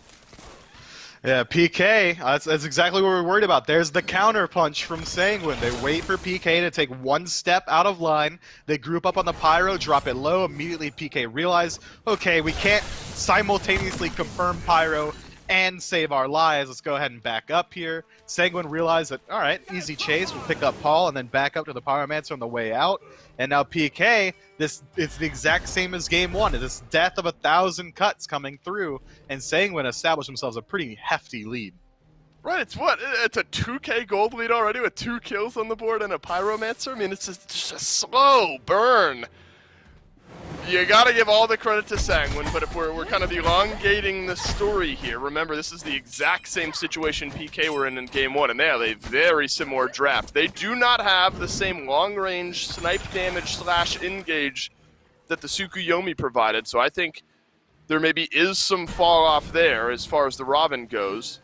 Agro, I think, pointed that out well. Cubo Fred, I mean, fall-off in the sense of sort of long-ranged immediate engage. Fred, if he finds his way into the back line regardless, will be able to do big damage numbers. But definitely something you have to watch out for. There's some counterplay for you. Neo unable to finish off his burp as Wrong You dashes in and finds the stun there. Cubo Fred is happy, though. I think we're continuing that jungle conversation just to try to keep pace with Panatom here. Hasn't found an opening he's happy with just yet. Yeah, Cubo needs to do more than keep pace. He's playing one of the build. heaviest, most aggressive early game junglers in the game. Picks up the Brawler Speed Stick immediately into Don Chile as well. That's a ton of power, and we just haven't got to see him flex it just yet. Whereas Panatom, I don't care that the Sanguine's jungler is 0-0-0. That's fine. He's going to be a Hebo in the late game. His mid laner is already ahead anyway. Shinto, about a level and a half up on Paul, means that what do we care? Panatom can AFK as far as I'm concerned, as long as he maintains farm with Cubo Fred. All of the onus is on PK's jungler to set the pace, and so far, he hasn't. All right, so hear me out. You ready for this? Very early stages. We're molding clay with this idea. If there's going to be a god, all right? I mean, I am totally off the rails here. I don't know where this one's going. There's a god where you can choose somebody from the enemy team no matter where on the map they are. And you can choose somebody from your team, and they have to 1v1 to force fights early on in the game. How do we feel about That's that? sick. Like it? Love it? Hate it? Where are we putting that on the metric? I love it. You know, this is a first for me, Dave, where I've never really done like a god design. It's a god design, baby. Let's go. Yeah, but this is, yeah, that's pretty cool. I love 1v1s. Well, I'm not sure how that particularly pertains, as it looks like it's going to be a 3v3 actually around this red buff. But PK, pick it up, walk away. Sanguine, think better of it, and instead back up for the oracles. That's why it pertains. That's what I'm talking about. I'm not just Oh, you bringing gotta it up force for a fight. I see what you're saying. Yes, that's what I'm saying. I'm saying, all right, Cubo Fred, he wants to fight. I get to pick somebody no matter where they are, and we're fiighting right Meet now. me in the That's gulag. what Myth's like, what the hell is this kid talking about? I have no idea what this has to do with what's going on right now. I brought it home there. I'm glad we connected the dots there. At least somewhat towards the end, but still off the rails, maybe a little bit mentally. Arcor is going to take this time, though, to proxy out A wave between the Tier 1 and Tier 2 tower usually indicates some sort of rotation happening, and that's exactly what we see here. He'll make his way in behind Paul in the mid lane. Wrong you there as well. There's the up, down. Paul stunned, dashes away, keeps himself in the fight. And unfortunately, no ultimate to lock him in, so Sanguine will be without a kill, but they were searching for one. And how about this? Netrioid just starts up the Gold Fury and a free objective over to Sanguine, and the lead gets a little bit bigger.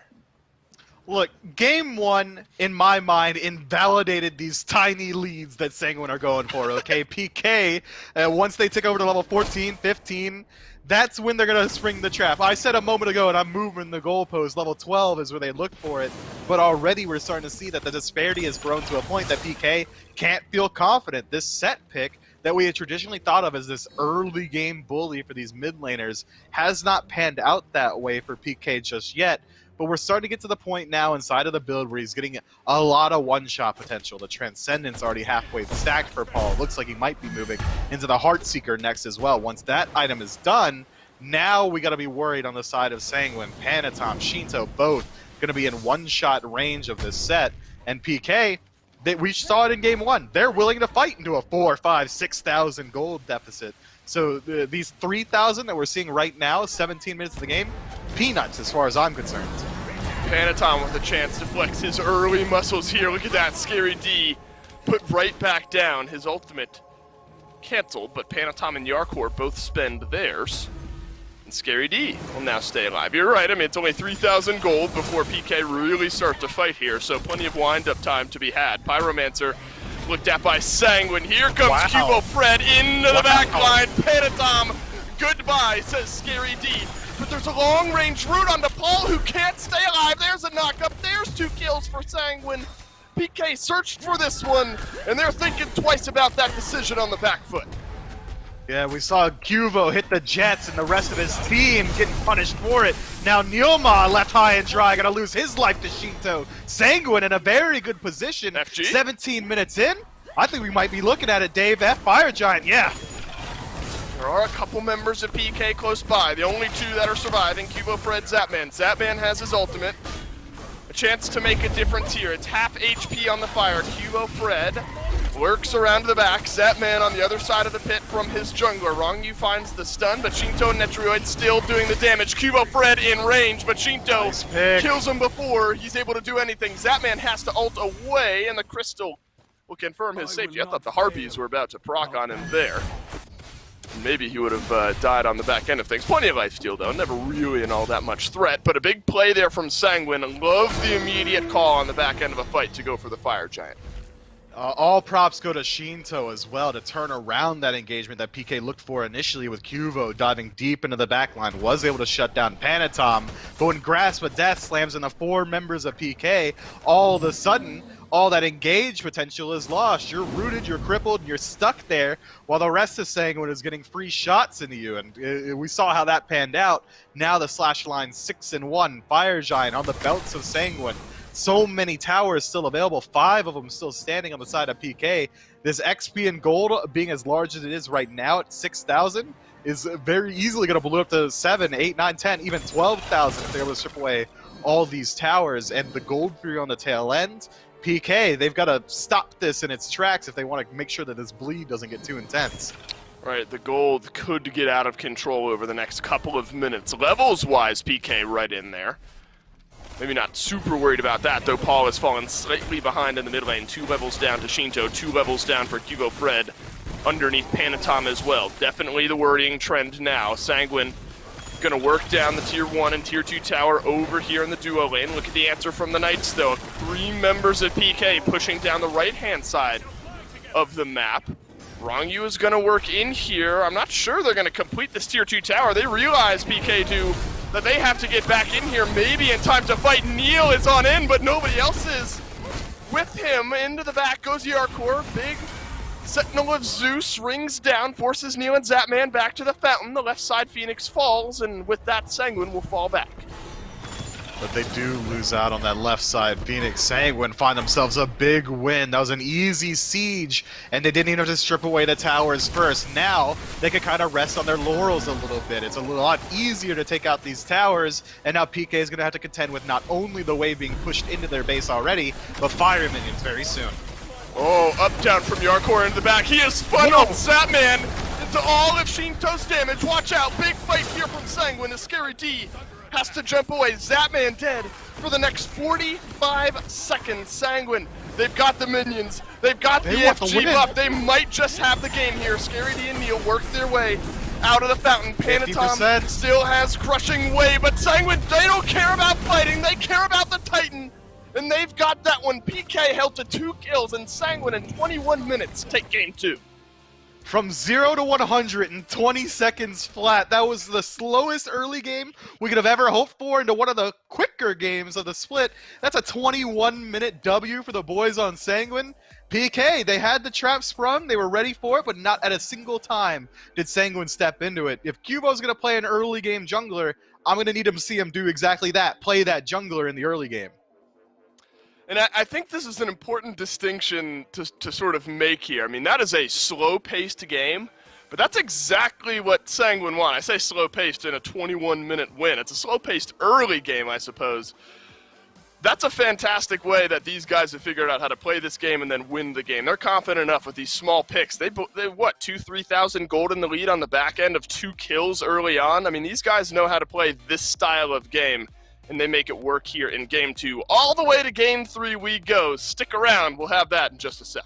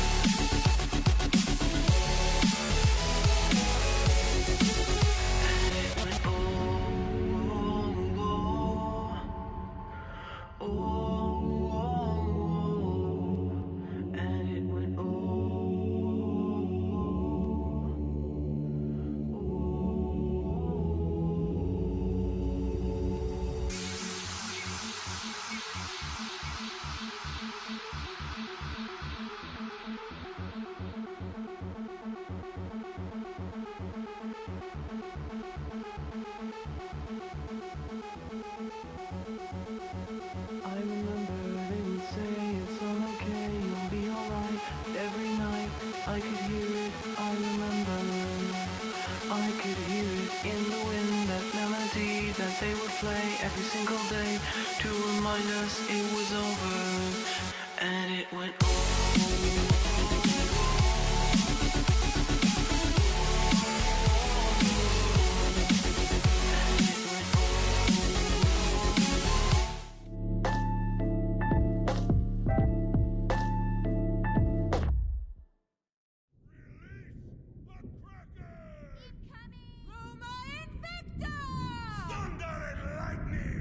yet to see the meaning of cruel. Let the heavens rage!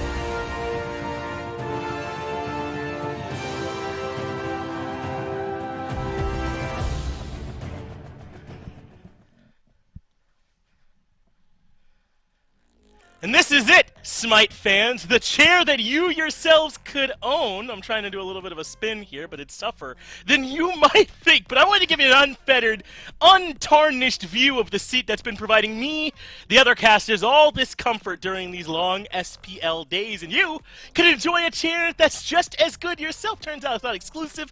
All you got to do is head on over to Need for Seat, pick up one of these own as part of our partnership with Maxonomic. I hope you all are ready for me to gracefully get up now, because that's what I'm going to be doing. Make sure that you get the official in-game Ward skin as well, and then you're right back into the action. I got back into the chair. It was super easy.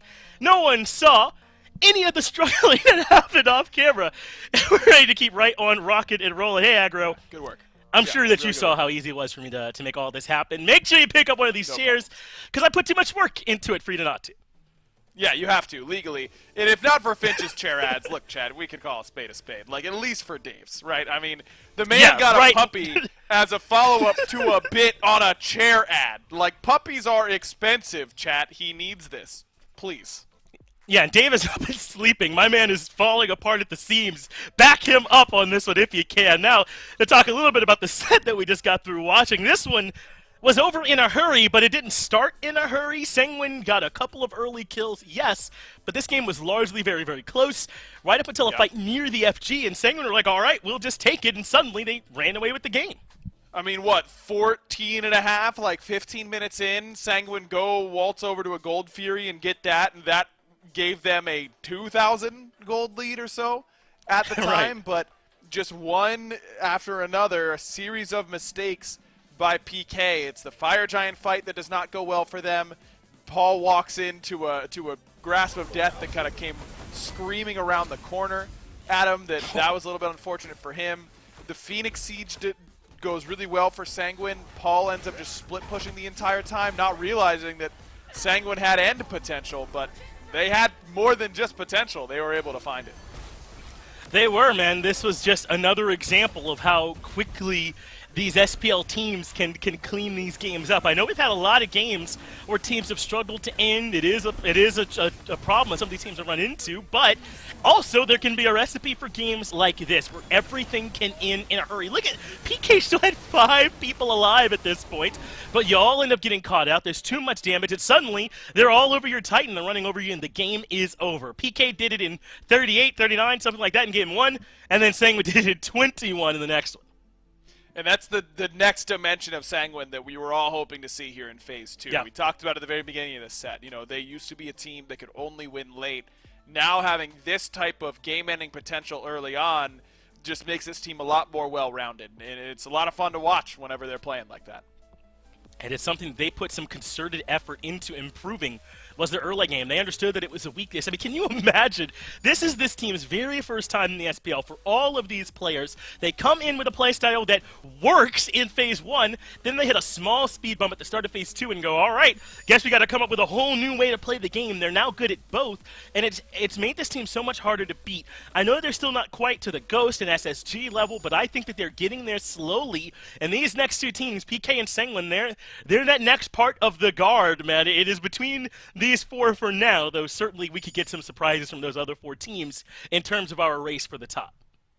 You can't forget about Radiance. I mean, they've just fallen out of the top 4, but feel like eventually they'll be able to find what they were doing pre their break by the time Worlds comes around. I think everyone's really hoping so. But to focus on this set, I think the key note is that Sanguine is not going to be able to get Persephone in this game. In fact, they ban it away from themselves just because they know that PK will first overall take that pick and give it over to Paul. Shinto's performance on the Hebo in comparison to that Persephone were very, very tied to the outcomes of those 2 last games. Not a great performance from him on the Hebo, a fantastic performance from him on the Persephone. So he's got to find a way to stay relevant here, whether he's going back to the Hebo or going to something else entirely.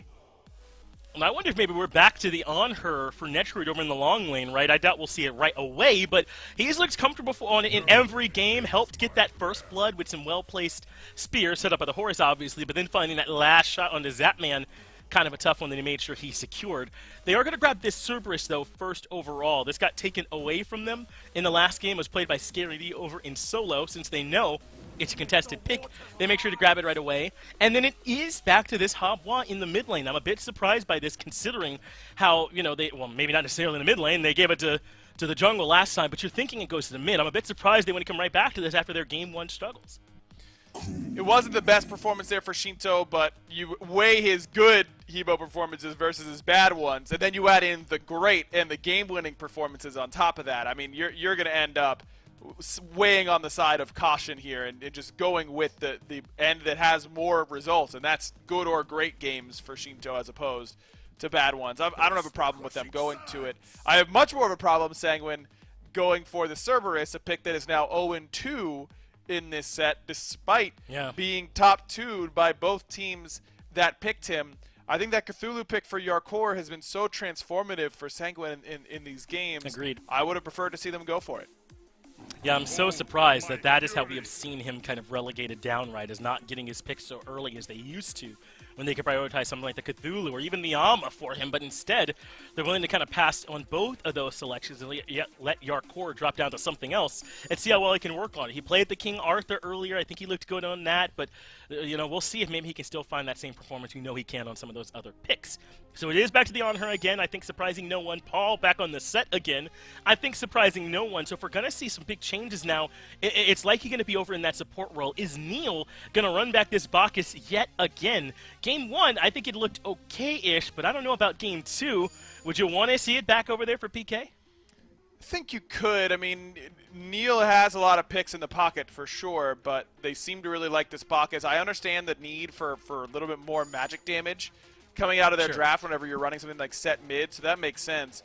By the way, I've got to say, it is so crazy that this Amma nerf that she just received, which is live currently, where she just loses cooldown on the ultimate, it's a little bit of a longer cooldown in the early game, has made it so that Nika and Yarkor have not picked it in the top 3. Nika and Yarkor, the two Amma dominators, it goes to show, man, that these pros take everything into account. Between you and me, Finch, and please do not tell every other SPL player this, she's still really good. It's just a small ult cooldown nerf, and it doesn't hurt her that much. I think she should still be being picked. But I'm cool with seeing other solo lane picks for a while. I'm cool with that. Me too. I mean, especially in a world where you're prioritizing this on her really early. I mean, are PK really banning that instead of this Amma laner on? So it does make you a bit curious. But I think that I'm back on Sanguine's side. Put this Erlong Shin into Panatom's hands, right? Give him something that he can control the pace of the game from the beginning of it. And I think that you usually have a recipe of success here for Sanguine. That middle of the map, Panatom and Shinto, is so often the keys to their success. And I think they've given themselves a really good leg up here. Agreed. I think that the Tsukiyomi ban taking some CC out of the hands of Cuvo Fred, I mean, even those Caltrop slows are really, really annoying to deal with. It's not as consistent with Camazotz there. I mean, PK is really just trying to run back their Game 1 comp, but without the Tsukiyomi, but I think the Tsukiyomi was a big part of that composition success. Yeah. I'd be a little bit worried if I were a PK fan. I just don't know that you can give a team as good as Sanguine 3 looks at the same comp. Right, they should be able to adjust to this now. I think that the Camazotz can fill some of those gaps. Tsukiyomi's really good at getting to the back line and finishing off those low members. Camazotz can do that, but not quite the same way, right? Not shooting the beams over the walls like we saw from Cuvo Fred to seal Game 1. But that's the past. The future is now. Game number 3, let's begin. PK and Sanguine, they've gone the distance in what is now a 3-game set. Somehow is the longest 21-minute game I've maybe ever casted there in Game 2. The ability, though, Mifflin, we fueled up the jets. We put in whatever the highest octane meter is. You pull up to the gas pump. You're pressing the $1 more option. We put that in the tanks. We're going to be ripping through this game here. I can only imagine. Maybe not. PK, though, they opt for a similar draft, but again, they're going to pivot Fred onto something else. This time, it's not the Tsukiyomi, it's not the Robin, but it's the Camazotz. And this time, he's matched up against Panatom on the Erlang Shen, both of them playing some more early game aggression-centric junglers, but if last game is any indication, I'm not sure you should get your hopes up just yet, Dave. I think we get to see them both kind of slow it down a little bit, as both teams should scale relatively well into the late game. Sanguine's late game win condition being Shinto on this Hebo, a little bit of a rhyme for you. And PK have Paul on this set, who's going to scale really well as Scary D becoming even more of a tanky front line on this Cthulhu. Absolutely. Let me clarify. I'm just sort of memeing around right now. I mean, obviously, sort of this 0 to 100 all at once style has its day, and it's working right now. At least in game 2 for Sanguine, worked for the Knights a little bit in game number 1. But there are other concerns, I think, and I'm echoing a bit of what the desk said. All you've done is pivot around Fred. Scary D is swapped from Cerberus back to Cthulhu that he had on in game 1, but everyone else is kind of chilling at the same spot. Scary D actually very close to death over there in the solo lane. That's risky. I asked you in our first set of the day on the desk what makes you want to run back the exact same comp. PK are doing it 3 times in a row. Hey, at least PK got a win on their comp, right? Unlike some other teams that are getting those salty run backs. Yeah, I gotta get the shot in there while I still can. But I think that they're doing the right thing, PK that is. They're making small adjustments to try and make up for the weaknesses that we saw in the last couple of games. Cubo struggled mightily on that Robin to get involved, but he should have a much better time on this Camazotz. If he's worried about the turnaround potential of Sanguine, Camazotz has Bat Out of Hell to immediately remove you from the playfield, or even some sustain within the kit through Vampiric Bats and the Leap. So I think that we could see him try and get a little bit more aggressive in the early game, a little bit more haphazard with his life. And Tom, this is how game 1 started. Only has the pin here to sort of close that gap. Won't have the same leap that the Cirquette did, so Scary D will live indeed to fight another day. And you know, you can't bail out Sanguine entirely either. I mean, they've opted for the Hebo now a few games in a row. They had the Cerberus in game 1. On Her has been Netroid's pick now 3 games in a row.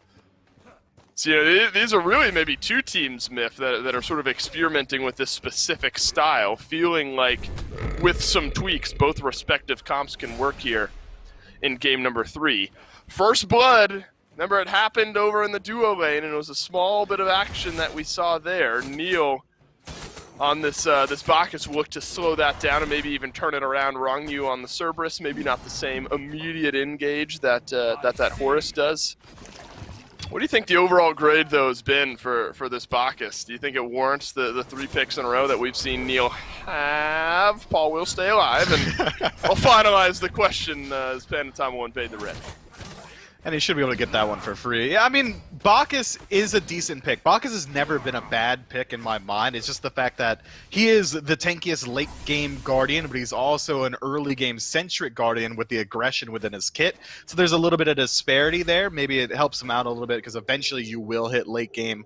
Hopefully, you didn't last game, but I don't think it really does merit going to it all 3 times, right? There are so many Guardians that are so strong already. We're talking about Yamojas, where, I mean, we've seen Capri, Kuzumbo, Sobek. I mean, throw a dart at the Guardian screen, you might find one that is a little bit more so in line with the meta.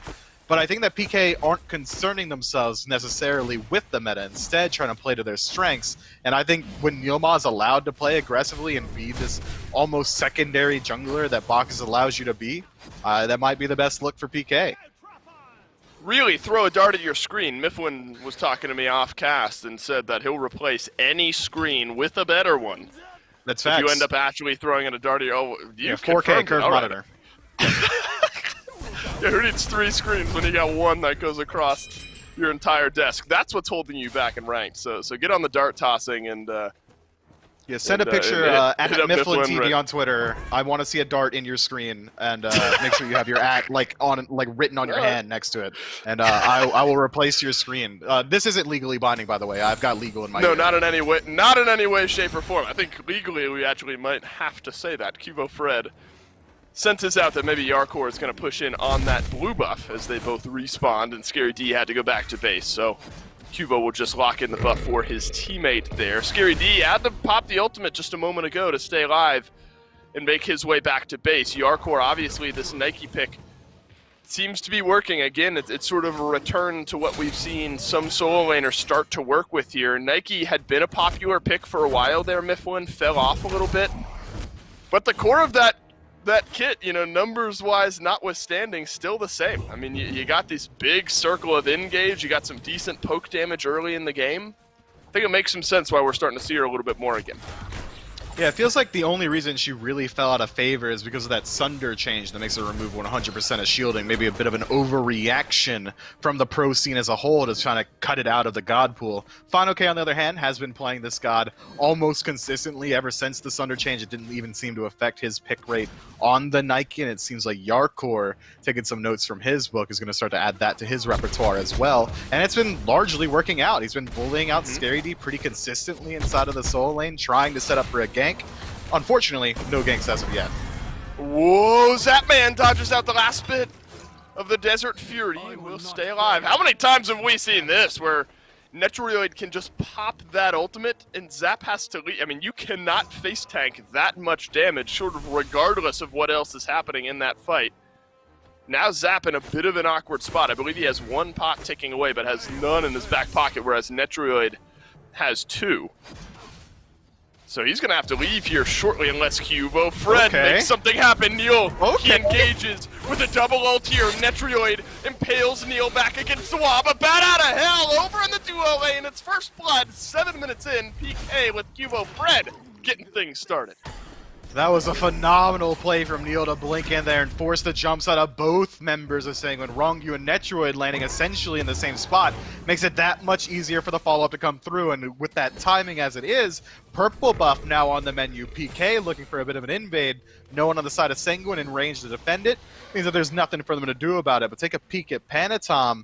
A little bit too early, tried to go for that speed buff invade. Unfortunately for him, goes back to base about 2 seconds before it respawns.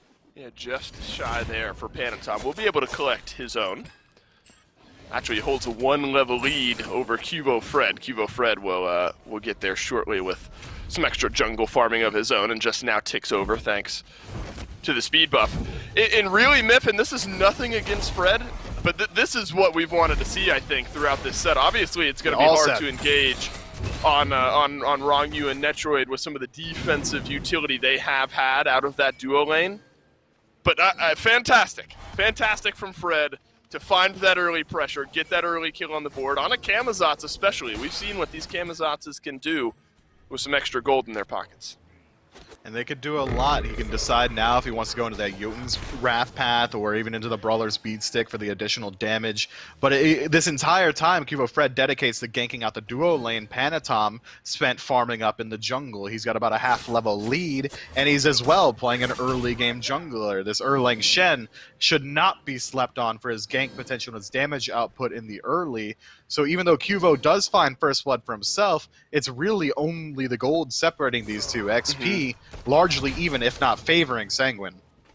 I have to admit, I'm surprised Scary D is even holding a 1-level lead. It's quite even there as well over Yarkor. I mean, I feel like this Cthulhu has been pressured out pretty consistently. Might just be sort of the direction of the waves and where they're crashing. But at the moment, definitely the 1-level lead for Scary D. Shoes of the Magi into the Breastplate of Valor. That'll add a little extra staying power for him in the early, and then maybe some rotation power if you want to make your way over towards a fight. They'll skirmish over the blue buff, but this may be a little bit more important. We'll see what PK and Sanguine are able to get done here. Neil blinks in, but it's a double taunt. Cubo Fred into the back. Do they have enough damage? Neil sure does. Intoxicate puts down Panatom. Netroid half HP, but so is Rongyu. Zapman crushing wave onto the chin, forces out the crystal. Shinto will end up getting one for his troubles. Zapman nearly made two. 1-for-1 trade there for the Knights. They'll go for their purple buff here. Rongyu close by. No burp for Neil. Oh. Stun just wide for Rongyu. Wait! Zapman's gone back in. He's connected. Neil waiting. Oh, the belly flop is timed to perfection. The knockback there. Hit your auto. Hit the sword. Zapman does it. Down goes Rongyu, but down goes Paul as well. 10 minutes in, we got 5 kills. Wow, you know, I postured a question to chat earlier, over and under on 5 kills in 10 minutes. We come right at it. That's pretty good for the pace of this set so far. But Shinto picking up that kill on Paul in mid is backbreaking. Not as backbreaking as the mental for Rongyu there, trying to get a little bit aggressive to find a kill on a Zapman and losing out on his life. But look at the disparity that has established itself between these mid laners now. Shinto on this Hebo, who is already going to outscale a set come late game, has a 2-level lead, gets the Aegis online very early, electing not to go for the aggressive Blink Relic. And meanwhile, on the other end for PK, this set, who you're picking for early game aggression, this god is very good in mid for his ability to solo out his enemy lane opponent or even rotate throughout the jungle. And we haven't quite seen it from Paul in this set. But being behind as much as he is so debilitating. You need that second relic available to him if he wants to get involved in these dive-centric fights. And right now, all Paul can do is play catch-up. Neo has finally been the driving force on this Bacchus that PK have wanted him to be. That's the leap away from Netrioid, but Neo won't answer in kind. What was the vibe on that over-under? Was most the chat with the 5 kills at 10 minutes, or were they a little bit behind? They were saying on the under. Matter? Yeah, Under is what they said. Way under. Gold Fury gives a chance here for Sanguine to work their way back in, but instead it's PK that will finish it off. Zapman not pulled back in, but stays where he is, and Netrioid will get the kill there. So it's the Fury over to PK, but Zapman takes a tumble around the backside. Now Neil blinked on, taunted back in, will cancel out the stun, and Panatom picks up another. And now they can get that tier 1 tower absolutely for free, as well as a purple buff invade. As long as Sanguine plays safe elsewhere on the map, I'd be willing to say that they come out ahead in that engagement. Picking up this tier 1 should be enough, but PK, not resting on their heels, pick up the Pyromancer for themselves. Yarkor, unfortunately, a little bit late with the lead. They love that play. It's what we've seen not only in this game, not only in this set, but in this phase from PK. I mean, I hesitate to say it's only PK that does that, because it seems like many teams do, but PK may be a little bit quicker than most to just say, all right, Fury can go over to you and we'll get the Pyro. But this time PK get both. So that's got to feel good for this squad. It seems like kind of a double-pronged battle right now, where PK have just been better around the objectives, blue buff included now, as Yarkor will get his stolen away. But the fights, maybe not unlike this one, have felt in favor of Sanguine. Scary D has to use his ultimate. There is no help arriving. This is just Yarkor and Panatom trying to run down a Cthulhu, but they'll think better of it and back away. Yeah, not much they can do about this situation. I mean, they're not diving this tower. There's no way. Even with the ultimate being down, Scary D is way too healthy. And already we're seeing Neilma hovering around that right side of the jungle, having a little bit of a ward fight with Rongyu. Neilma coming out ahead there. Appreciate that century. That's 50 gold in PK's pocket. We're fighting over everything all of a sudden. I love it, man. The wards getting crawled over. We're poking down Scary D and Solo. I told you we fueled up going into this game. Sanguine and PK. I mean, it's still 7 kills, but it is a much faster paced, regardless of kills, game than what we saw in the first couple. Not good or bad, just different, definitely, between these two teams. Now it's a grouping around the mid-tier 1 tower for Sanguine. 2 members of PK in range. It's Neil and Paul. But no defense to be had. That's a good grouping from Sanguine and a good little spike of gold for him. And a little bit of a display of the weakness of set out of mid. You see, if that were a standard mage, just throw out an ability from a range, make sure that wave never even makes its way into the tower. Set, on the other hand, has to move a little bit out of position, kind of along the lines of what a Ra would bring, but a much shorter range. Would have lost his life had he decided to try and clear that wave. So instead, Sanguine pick up a tier 1 tower in mid for absolutely free. The map presence that brings for the rest of their team is huge. Subsequent Gold Fury, Pyromancer, even Fire Giant fights are being played on this knife's edge for PK, or if they start to fall behind, if they have to commit themselves to a retreat, it's going to be much further away to the nearest bastion of safety. Instead of going to the tier 1, they got to go to tier 2. Scary D will use his root again onto Yarkor. Blue buff invade being looked at, but this time it's not only just Yarkor and Panatom. Shinto is there as well on this Hebo, as the Doomorb and the Soul Gem completed, so he'll absolutely be swinging if Scary D sticks around a little bit too long, which he will not this time. Nothing really to fight over for these two teams right now. We go back to farming, waiting up for the setup here in just a little bit, but Mifflin really in most metrics we're even here. XP is at 300 to 500 gold, right around that 1,000 mark for PK, despite a 1-kill advantage for Sanguine. We'll return to a state of farming until the objectives respawn. Look, PK's got gold in their favor ever so slightly, as you already pointed out, but I think that Sanguine should still be favored in these team fights because of Shinto being so absolutely large at this point. Level 16, the highest level on the map, also playing Hebo, one of the hardest scaling gods in the game. I mean, Water Spout Crushing Wave is a death sentence for whoever is unfortunate enough to meet up with Shinto, so I think that they should definitely be playing around him, Sanguine that is, and PK as well. If they can find a pick onto him, all of a sudden, all of Sanguine's XP lead is lost out, and all of a sudden PK should just be 100% favored in a team fight. It's 4v3 immediately here for Sanguine, and then 2v1 then for PK on the other side of the map. Yarkor tanky enough, but there's a good metric of how much damage Scary D can do. Just a couple rotations of the abilities will chip Yarkor down to about half HP. Cubo Fred will do the same to Shinto, but there's a little healing on the Soul Gem to kind of top his health bar right back up. It's the Fury now in 5 seconds. Both teams obviously going to play a little bit more cautious when that big objective is soon to respawn. PK started and finished off the first one. Paul now has to leave as Panatom with the Kin Size and Berserker Shield starting to absolutely swing as well. Set will have to back away, and maybe that gives Sanguine a little extra confidence on the Fury. It absolutely should, and it's burning down quickly, 50% already, but Panatom forced to retreat. Sanguine doing the exact same, and PK pull it for themselves. Whoa, Neil goes in, but he's impaled right back. Thanks to Netrioid, Scary D and Neil first through the door. Shinto, Crushing Wave, puts down the Bacchus. Now Zapman will have to crystal out of the fight as well. The front line has been left alone. Cubo Fred and no bat out of hell, no chance. Scary D is just gonna get run down. Big fight now for Sanguine. 2 for none as we stand, and Myth, it's gonna get worse.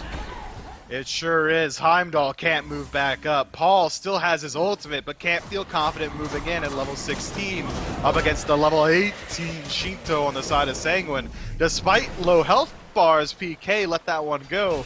And you know what? I want to say it, all right? 17 minutes of the game, I'm going to go ahead and say it. I don't think that Set is a pick that you need to take every single time. I don't care if you're the best Set in the world. It should be reserved for this counter pick matchup, because this is the third game in the set now where Set, wow, this is hard to talk about with all these set. Third game here where Set, hasn't been able to really hit fruition. He hasn't found the pressure out of mid. He hasn't been utilizing this assassin movement speed to rotate throughout the side lanes. He hasn't pulled a lead, and it's almost every single game. It feels like Shinto has not only been doing more in the early, but also in the late. I think this Set pick has been more of a detriment than it has been a boon. Yeah, Set has not been a set and forget in your lineup in this setup to this point. Jesus, Dave. I thought I could make it through. I couldn't. Oh, you were nailing it. That's rare. You break yourself, but I did it there. Paul definitely has the chance to upswing though. Crusher completed Transcendence, charged Morning Star for a little extra damage. But what we've seen from Shinto has just been better, and I don't think there's any other way to put that. Top net worth in the game, 4-0-2, affecting all but 1 kill. As Hebo has met its mark, and now it'll have a chance to do so again. Scary D gets taunted in by Panatom. It's still tanky enough on the Cthulhu to stay alive. It's Sanguine back onto the Pyromancer, and they are doing it quickly. PK will not have a chance here. The zone is complete, and the Pyro is as well. And Sanguine pulling ahead again now for the first time in Game 3, about 1,000 gold in their favor, a little bit less, don't do math on cast, but this is what we were concerned about going into the late game. Now, Sanguine, the team comp that I think has potentially the better engage as well as the highest scaling damage, has come into the point in the game where Sanguine is most comfortable, the late, with a lead, and a huge XP lead at that across multiple members. It just feels like now that PK kind of missed their opportunity. They've got an early game mid laner, they've got an early game jungler, they've got aggression out of the duo lane, and they weren't able to establish a lead in any of the side lanes. Scary D as well, and this Cthulhu being their best scaling late game god. got a little bit bullied inside of his lane. He was able to take away that tier 1 tower, but it was early rotations from Yarkor that set up for fights around the Gold Fury or in mid or taking down that tier 1 tower. So they say that Scary D also got a little bit out-rotated and outpaced in this matchup so far, but we're getting ahead of ourselves. 20 minutes in, it's essentially dead even. But I gotta favor Sanguine. Their engage is so much more simple, and the damage output is so high, and Paul gets to taste it right there. That's just Water Spout that takes 30%.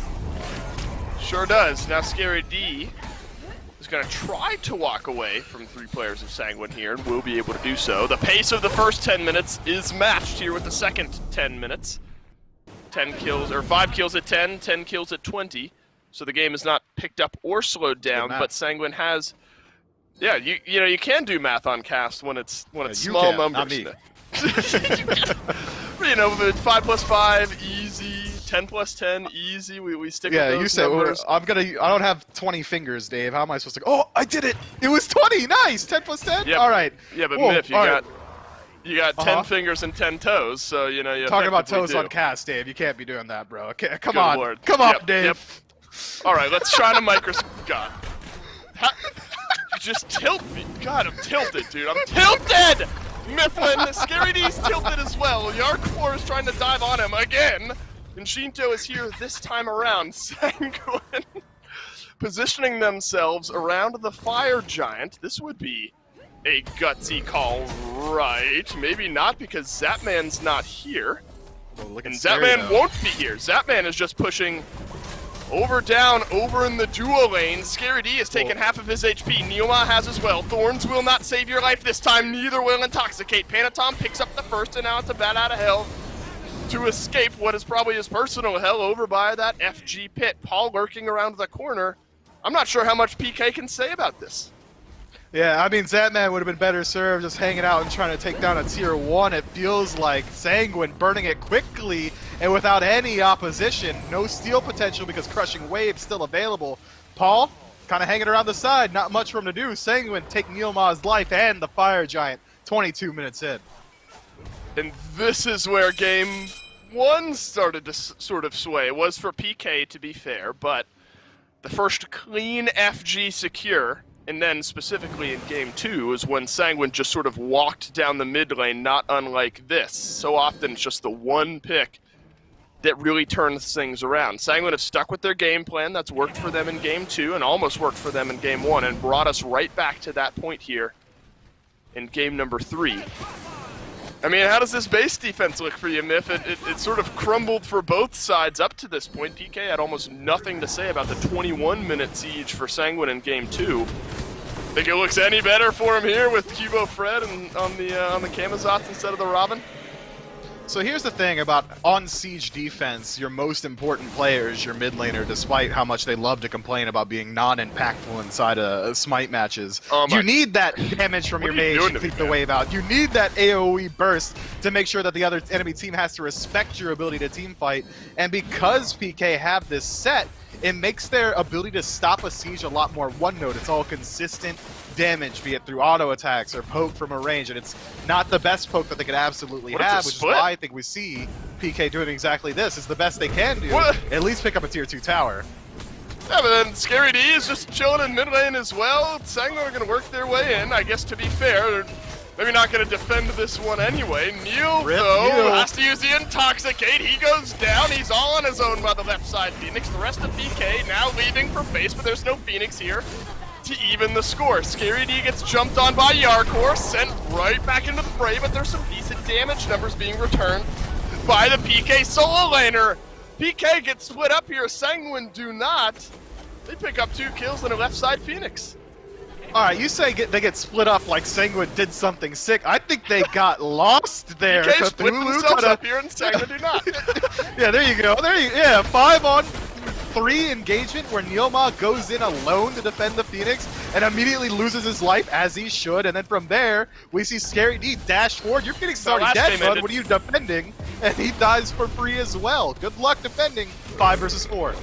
This is how the last game ended. Just one pick and then a fight from Sanguine. But this time Neil, back from the grave, will hold Sanguine at bay just a little bit longer. There's still 1 minute and 20 seconds left Outside of stripping away maybe some of the jungle, not much more for Sanguine on this side of the map. Still 2 towers over on the right-hand side. Definitely a little head-scratchy there, but I mean, the silver lining of all of that myth, I guess, is that Cubo Fred swooped away that tier 2 tower, so Huge. you could have not gotten the tier 2 tower, I guess, right? Yeah, that tier 2 tower could still be standing for Sanguine. That's a huge play for PK. Now, you know, let's go deeper in on it, right? Now, if Yeah, Phoenix is exposed, so if PK takes down 5 members cleanly, they can just work their way down the right side and end the game. But still, they've got 5,000 gold separating these 2 teams. Fire Giant for 30 seconds, and only a couple of towers left on the side of PK, while Fire Mini Waves are going to be reaching their way down that left side of the map, and already we're looking at a similar situation. It was on the left, now on the right. PK nowhere to be seen on the defense, instead committing to a split push. Scary D will poke his head around the corner. Could get collapsed on. Wrong you in behind him. Netroid as well is a bit on his own here. Paul has reached level 20. He's reached full build. He's got the serrated edge built into his kit now. Similar vibe from PK here. They're not going to defend the Phoenixes. Instead, they're actually going to force Sanguine to go back. A couple members returning to base. This is, I think, what PK were looking for. Force Sanguine back, and this time it works out.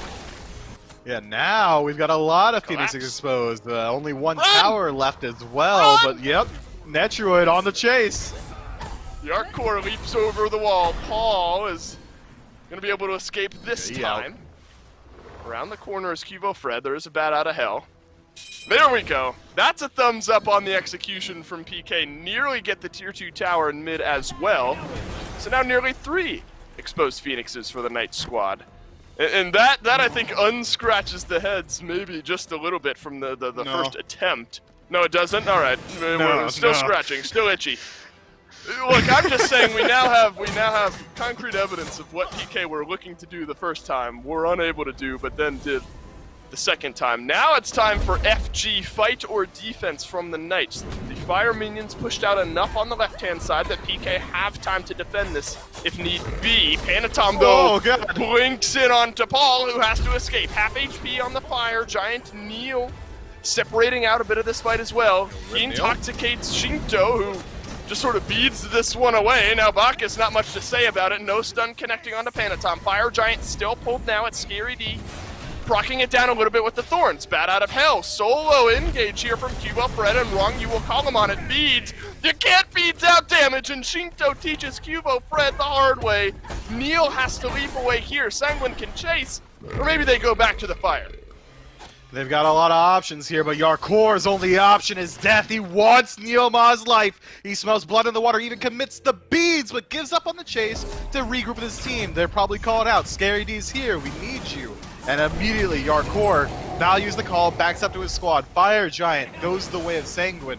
2 minutes short of it being enhanced, but still very strong. And PK buy enough time for their left side Phoenix to respawn, but their defense is not any stronger than it was on that last push. Sanguine, specifically Shinto, continues their tear. Panatom as well. Look at the engages we've seen out of him. Free and clear to effectively blink in almost on anyone, whether it's Paul, whether it's Zap. I think Neil has had a very difficult time finding exactly what he's looking for as far as engages go. He's jumped in and then just kind of been turned on by Sanguine. It's been a rough one, to say the least, for PK. It really has, and now they're contending with a concentrated effort to push from Sanguine. They don't even go back to regen all their health bars. Wrong you, completely reliant on the inherent lifesteal that comes with Cerberus and the Fire Giant to sustain up as a 3-2 split establishes itself. And Paul, Voltron's together with Cubo trying to take it there. PK still lurking around this right side Phoenix. Wondered if maybe Sanguine jump in there, but they'll wait until some extra minions start to work their way in. PK have crested over that level 20 mark on everyone but Neil. So XP matters less here. Builds, to be honest, matter a little bit less here. Gold somewhat even outside of maybe some consumables. Look at the combo onto Neil. Stunned in on the back. But Wrong You has taken way more than he bargained for. PK will not finish off that kill, but Scary D playing Separator quite well. Rongyu will make his way back to base, and it looks like the rest of Sanguine will as well. PK holds strong. The left side Phoenix has respawned. Mifflin outside of a tier 2 tower in mid, the map state is effectively even.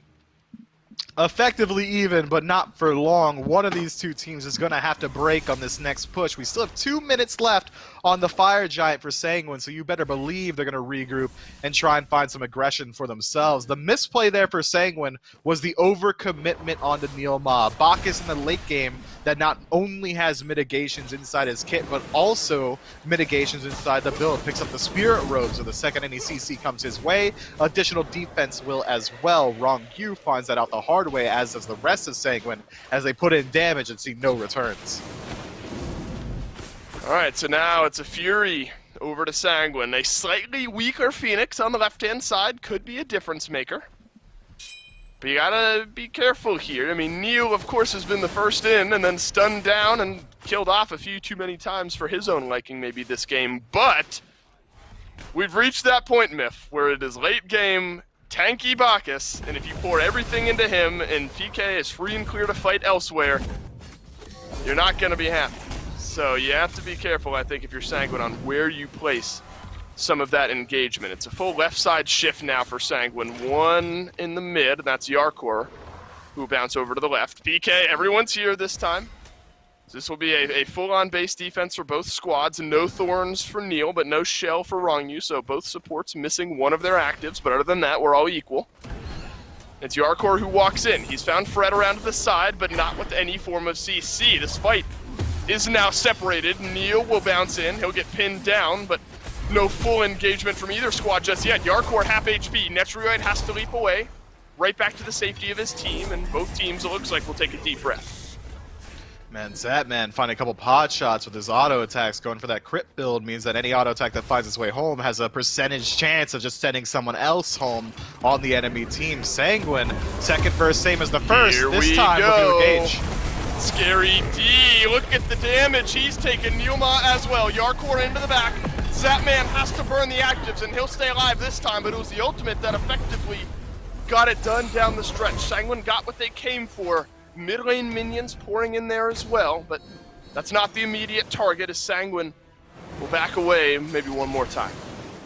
Yeah, Fire Giant wore off 15 seconds ago. That was playing with borrowed time as they were able to strip away that left side Phoenix. One opportunity is all it took. That Phoenix already weakened from being taken out earlier in the game. But now, PK are in the exact same position as last time on the Fire Giant defense. Respawning in the next 20 seconds, left side Phoenix down, and Fire Minion Wave's already knocking on the door of the Titan.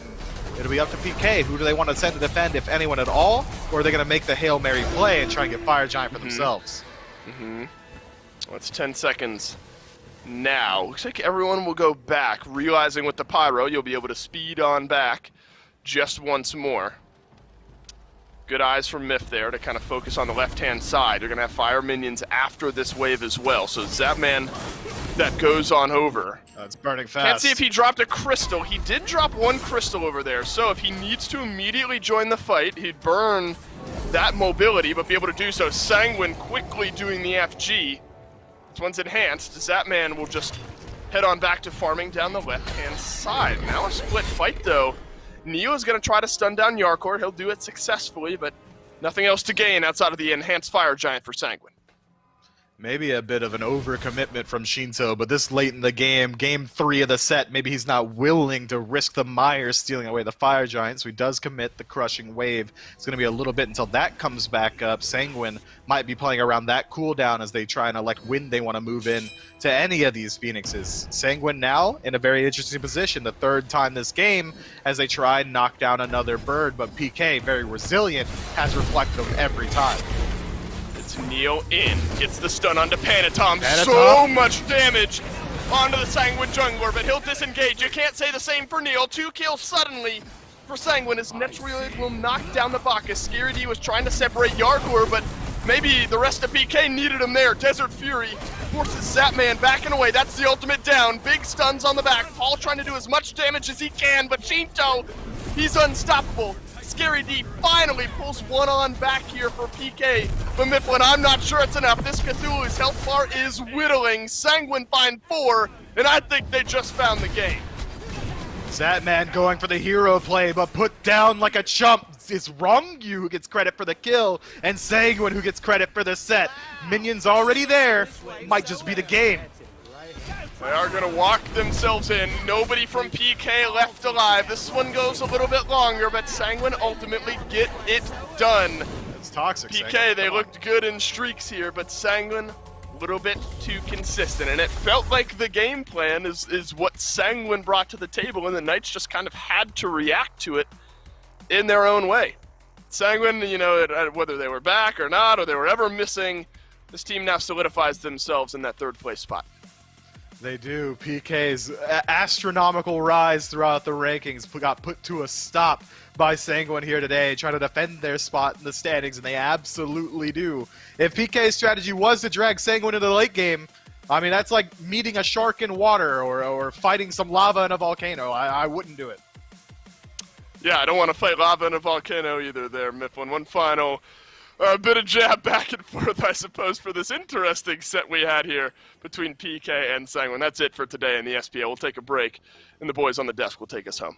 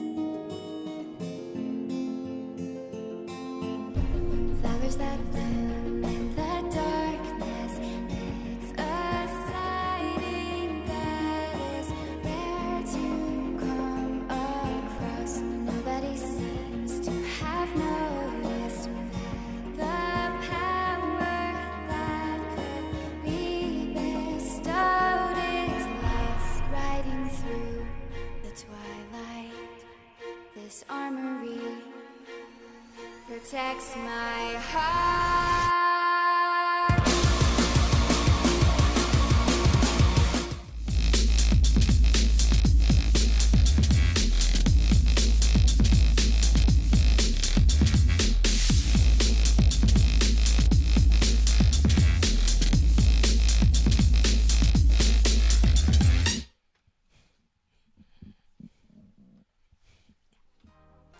Well, you just saw Sanguine find the 2-1 victory over PK, and now the owners, the sole owners of that third place spot in our SPL standings. It was not easy for them to get there, and even though Amaterasu's showing up in our clips, she's not showing up in games, but who needs her as Sanguine find a way to win without them? I still have Aggro with me here on the desk, and Aggro, Panatom, and Shinto, the core of this team, as far as I'm concerned, showed up for them here when they needed a win.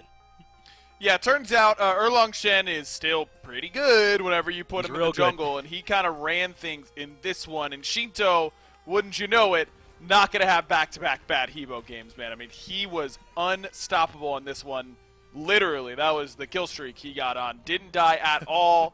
Just absolutely dominated through the early, mid, and late games. Was consistently staying safe while always putting his damage out, which is a really hard beam to balance on Hebo in particular with him being such short range. Not a problem for Shinto, though. Just another day at the office for him. And this is Sanguine showing us that they can win in a variety of ways, isn't it? They won the 21-minute game when all they needed to do was win basically one fight around the fire. It wasn't even near fire. It was kind of more in the middle lane, and then they were able to push down and win. And then this one, a game where they were ahead the whole game, but not by a ton. It was still only like a 3 or 4K difference at that last FG fight, and then they were able to break through. So Sangwon's showing us here that they can win through attrition, through running over them quickly, through having to lead the whole game. They have a lot of different ways to win now, as this becomes a Sangwon team that you have got to really pay attention to if you want to be able to make it all the way through to the end of Worlds. No doubt, this is a top-tier contender for the World Championships this year. This team is just solid. They do their jobs really well. I mean, everyone knows their role on this team. Yarkor, 0, 0, and 8, just frontline beast in this one. Really, really difficult to peel him, even for a Heimdall, who normally has a pretty good time peeling himself in these fights. Gotta say, I agree with what Mifflin was saying on the cast, though, here, Finch. I mean, set mid is fantastic. We talked about it on Waiting Room. It's where we think, or where Mifflin at the very least thinks, set should be going when you pick him. But you can't just pick it every single game against everything. I think a lot of set's value in roles like ADC and mid is having a lack of matchup knowledge against him on the other side. Well, now everybody has that matchup knowledge. I think that you're going to have to see some adjustments to when and where we see this set moving forward. Yeah, maybe not an evergreen pick. One, you got to make sure that you've got a matchup you like or catching someone off guard with it, because some struggles there for Paul in the last couple of games. That is the win for Sangwon. So, of course, you have Sangwon in that post-game interview. It is Yarkor specifically that is standing by with Dulcin. That's right, Yarkor. Thanks for sitting down with me after a big 2-1 win over PK. Now, you guys had somewhat similar comps kind of all throughout this set. You know, a couple pieces sort of changed here and there, but ultimately sort of similar vibes from you guys. And you had a very quick win in about 21 minutes, and then a little bit of a longer win down the stretch in 30, closing in on 40 minutes. What makes the difference in games like that when your composition is somewhat similar? Is it just kind of the way the early game goes and you take it as it comes, or do you strategize differently maybe in different types of games? Yeah, I think what happened in game 2 that we have like pretty good, like 2 fights, I believe. Right. We got like pretty good picks, and then we trust the end call. We always throw those, so we use call to end. We saw the set not backing, and when he back, he lose the game. So we win because of that. Yeah. Right, a little bit of that for sure. And kind of picking up right there, where do you guys see set at the moment? I mean, PK tried to stick with it throughout this set. It worked out, you know, in game 1, but it seemed like you guys were pretty comfortable as a team in dealing with what we've seen set do with some other teams here in the SPL. Yeah, I think set is a pretty good pick, but I think the way I saw it is like pretty solid in ranked, I believe. Mm-hmm. But when you try to pick that god in comp, it's gonna be so hard for you to play the game. Because like people are gonna stack the shells, they're gonna buy Yank, anti-heal, and gonna make you like so hard to you to get on the carries on everyone. So that's what I feel that happened to the set that game. That he like never find the opportunity to get to our carries and kill them because he just gonna one shot them if he have the opportunity. So There was a quiet set from Paul. No pun intended, I suppose. And kind of towards your picks, you know, you get Nike. We've seen Nike start to creep back into the solo lane conversation a little bit. How much should we expect to start seeing her? I mean, is she right back in that A-tier conversation? I think she's good when the enemy team for some reason doesn't buy Sunder. So right. I don't know. Fair enough. They don't want. I mean, even if they buy Sunder, I think it's still good.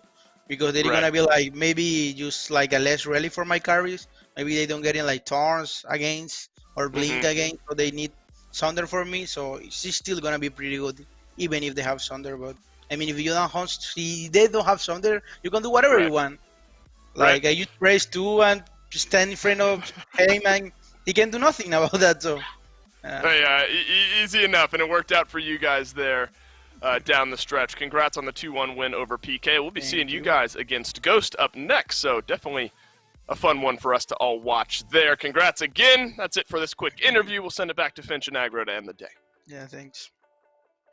Always great to hear from those guys, but that can't really be their schedule, can it? PK 1 week, Ghost the next, brutal for Sanguine, but so far they have risen to the challenge. Thanks, Dave, for an excellent interview. Agler, we're starting to wind things down here on Friday, but we still have some important sets and stuff coming up. We learned plenty with this one where Ghost were able to get a big win over SSG, looked pretty convincing. I think that tells us that right now you take Ghost in that head-to-head, and then Sanguine creating some space between them and the Knights, kind of putting them a little bit on the outside of that top 4 for the first time as well. We're starting to get a clearer picture, I think, of who the teams are that are coming in hot and prepared right now.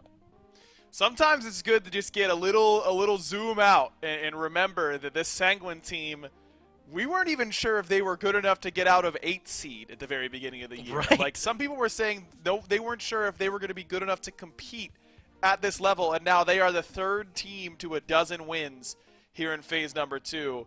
And they could have gotten here faster if not for a rough stretch for them. So always impressed with those guys. Love watching them play. It is. Seeing them overcome that slump was pretty impressive. Now, United and Obey, that's a huge matchup that's coming up tomorrow. We thought United were looking strong when they first made the changes, but they've struggled since, so will Obey be the ones getting over them? That's another one to keep your eye out, and obviously some excellent sets coming up on Sunday there as well. So really, all this means that there's no sets you could afford to skip, especially with some of the results that we saw today. You got to make sure you're here seeing who's winning and why, that you know what to expect as we start to move on towards the tail end of this phase. Have to. These games matter so much. I mean, seeding and everything like that is so critical when it comes to the placements and the qualifiers. Being top 6 is huge for the stakes right now of going to the World Championship. Getting a good seed, because if you just win playoffs, you're automatically one of the top seeds at Worlds. I mean, this is really, really critical SMITE. These teams cannot afford to come out and just have a bad day or have a bad week or anything like that. These ones matter a lot. A lot of pressure on these guys. They need you, their fans, there to help support them. Make sure you're showing up. We'll be right back here tomorrow as well with the SCC leading into the SPL. Make sure you're here at 1 at the very least. Thank you all for watching, though. Thank you, production, for making it happen, and we will see you all tomorrow. Peach it.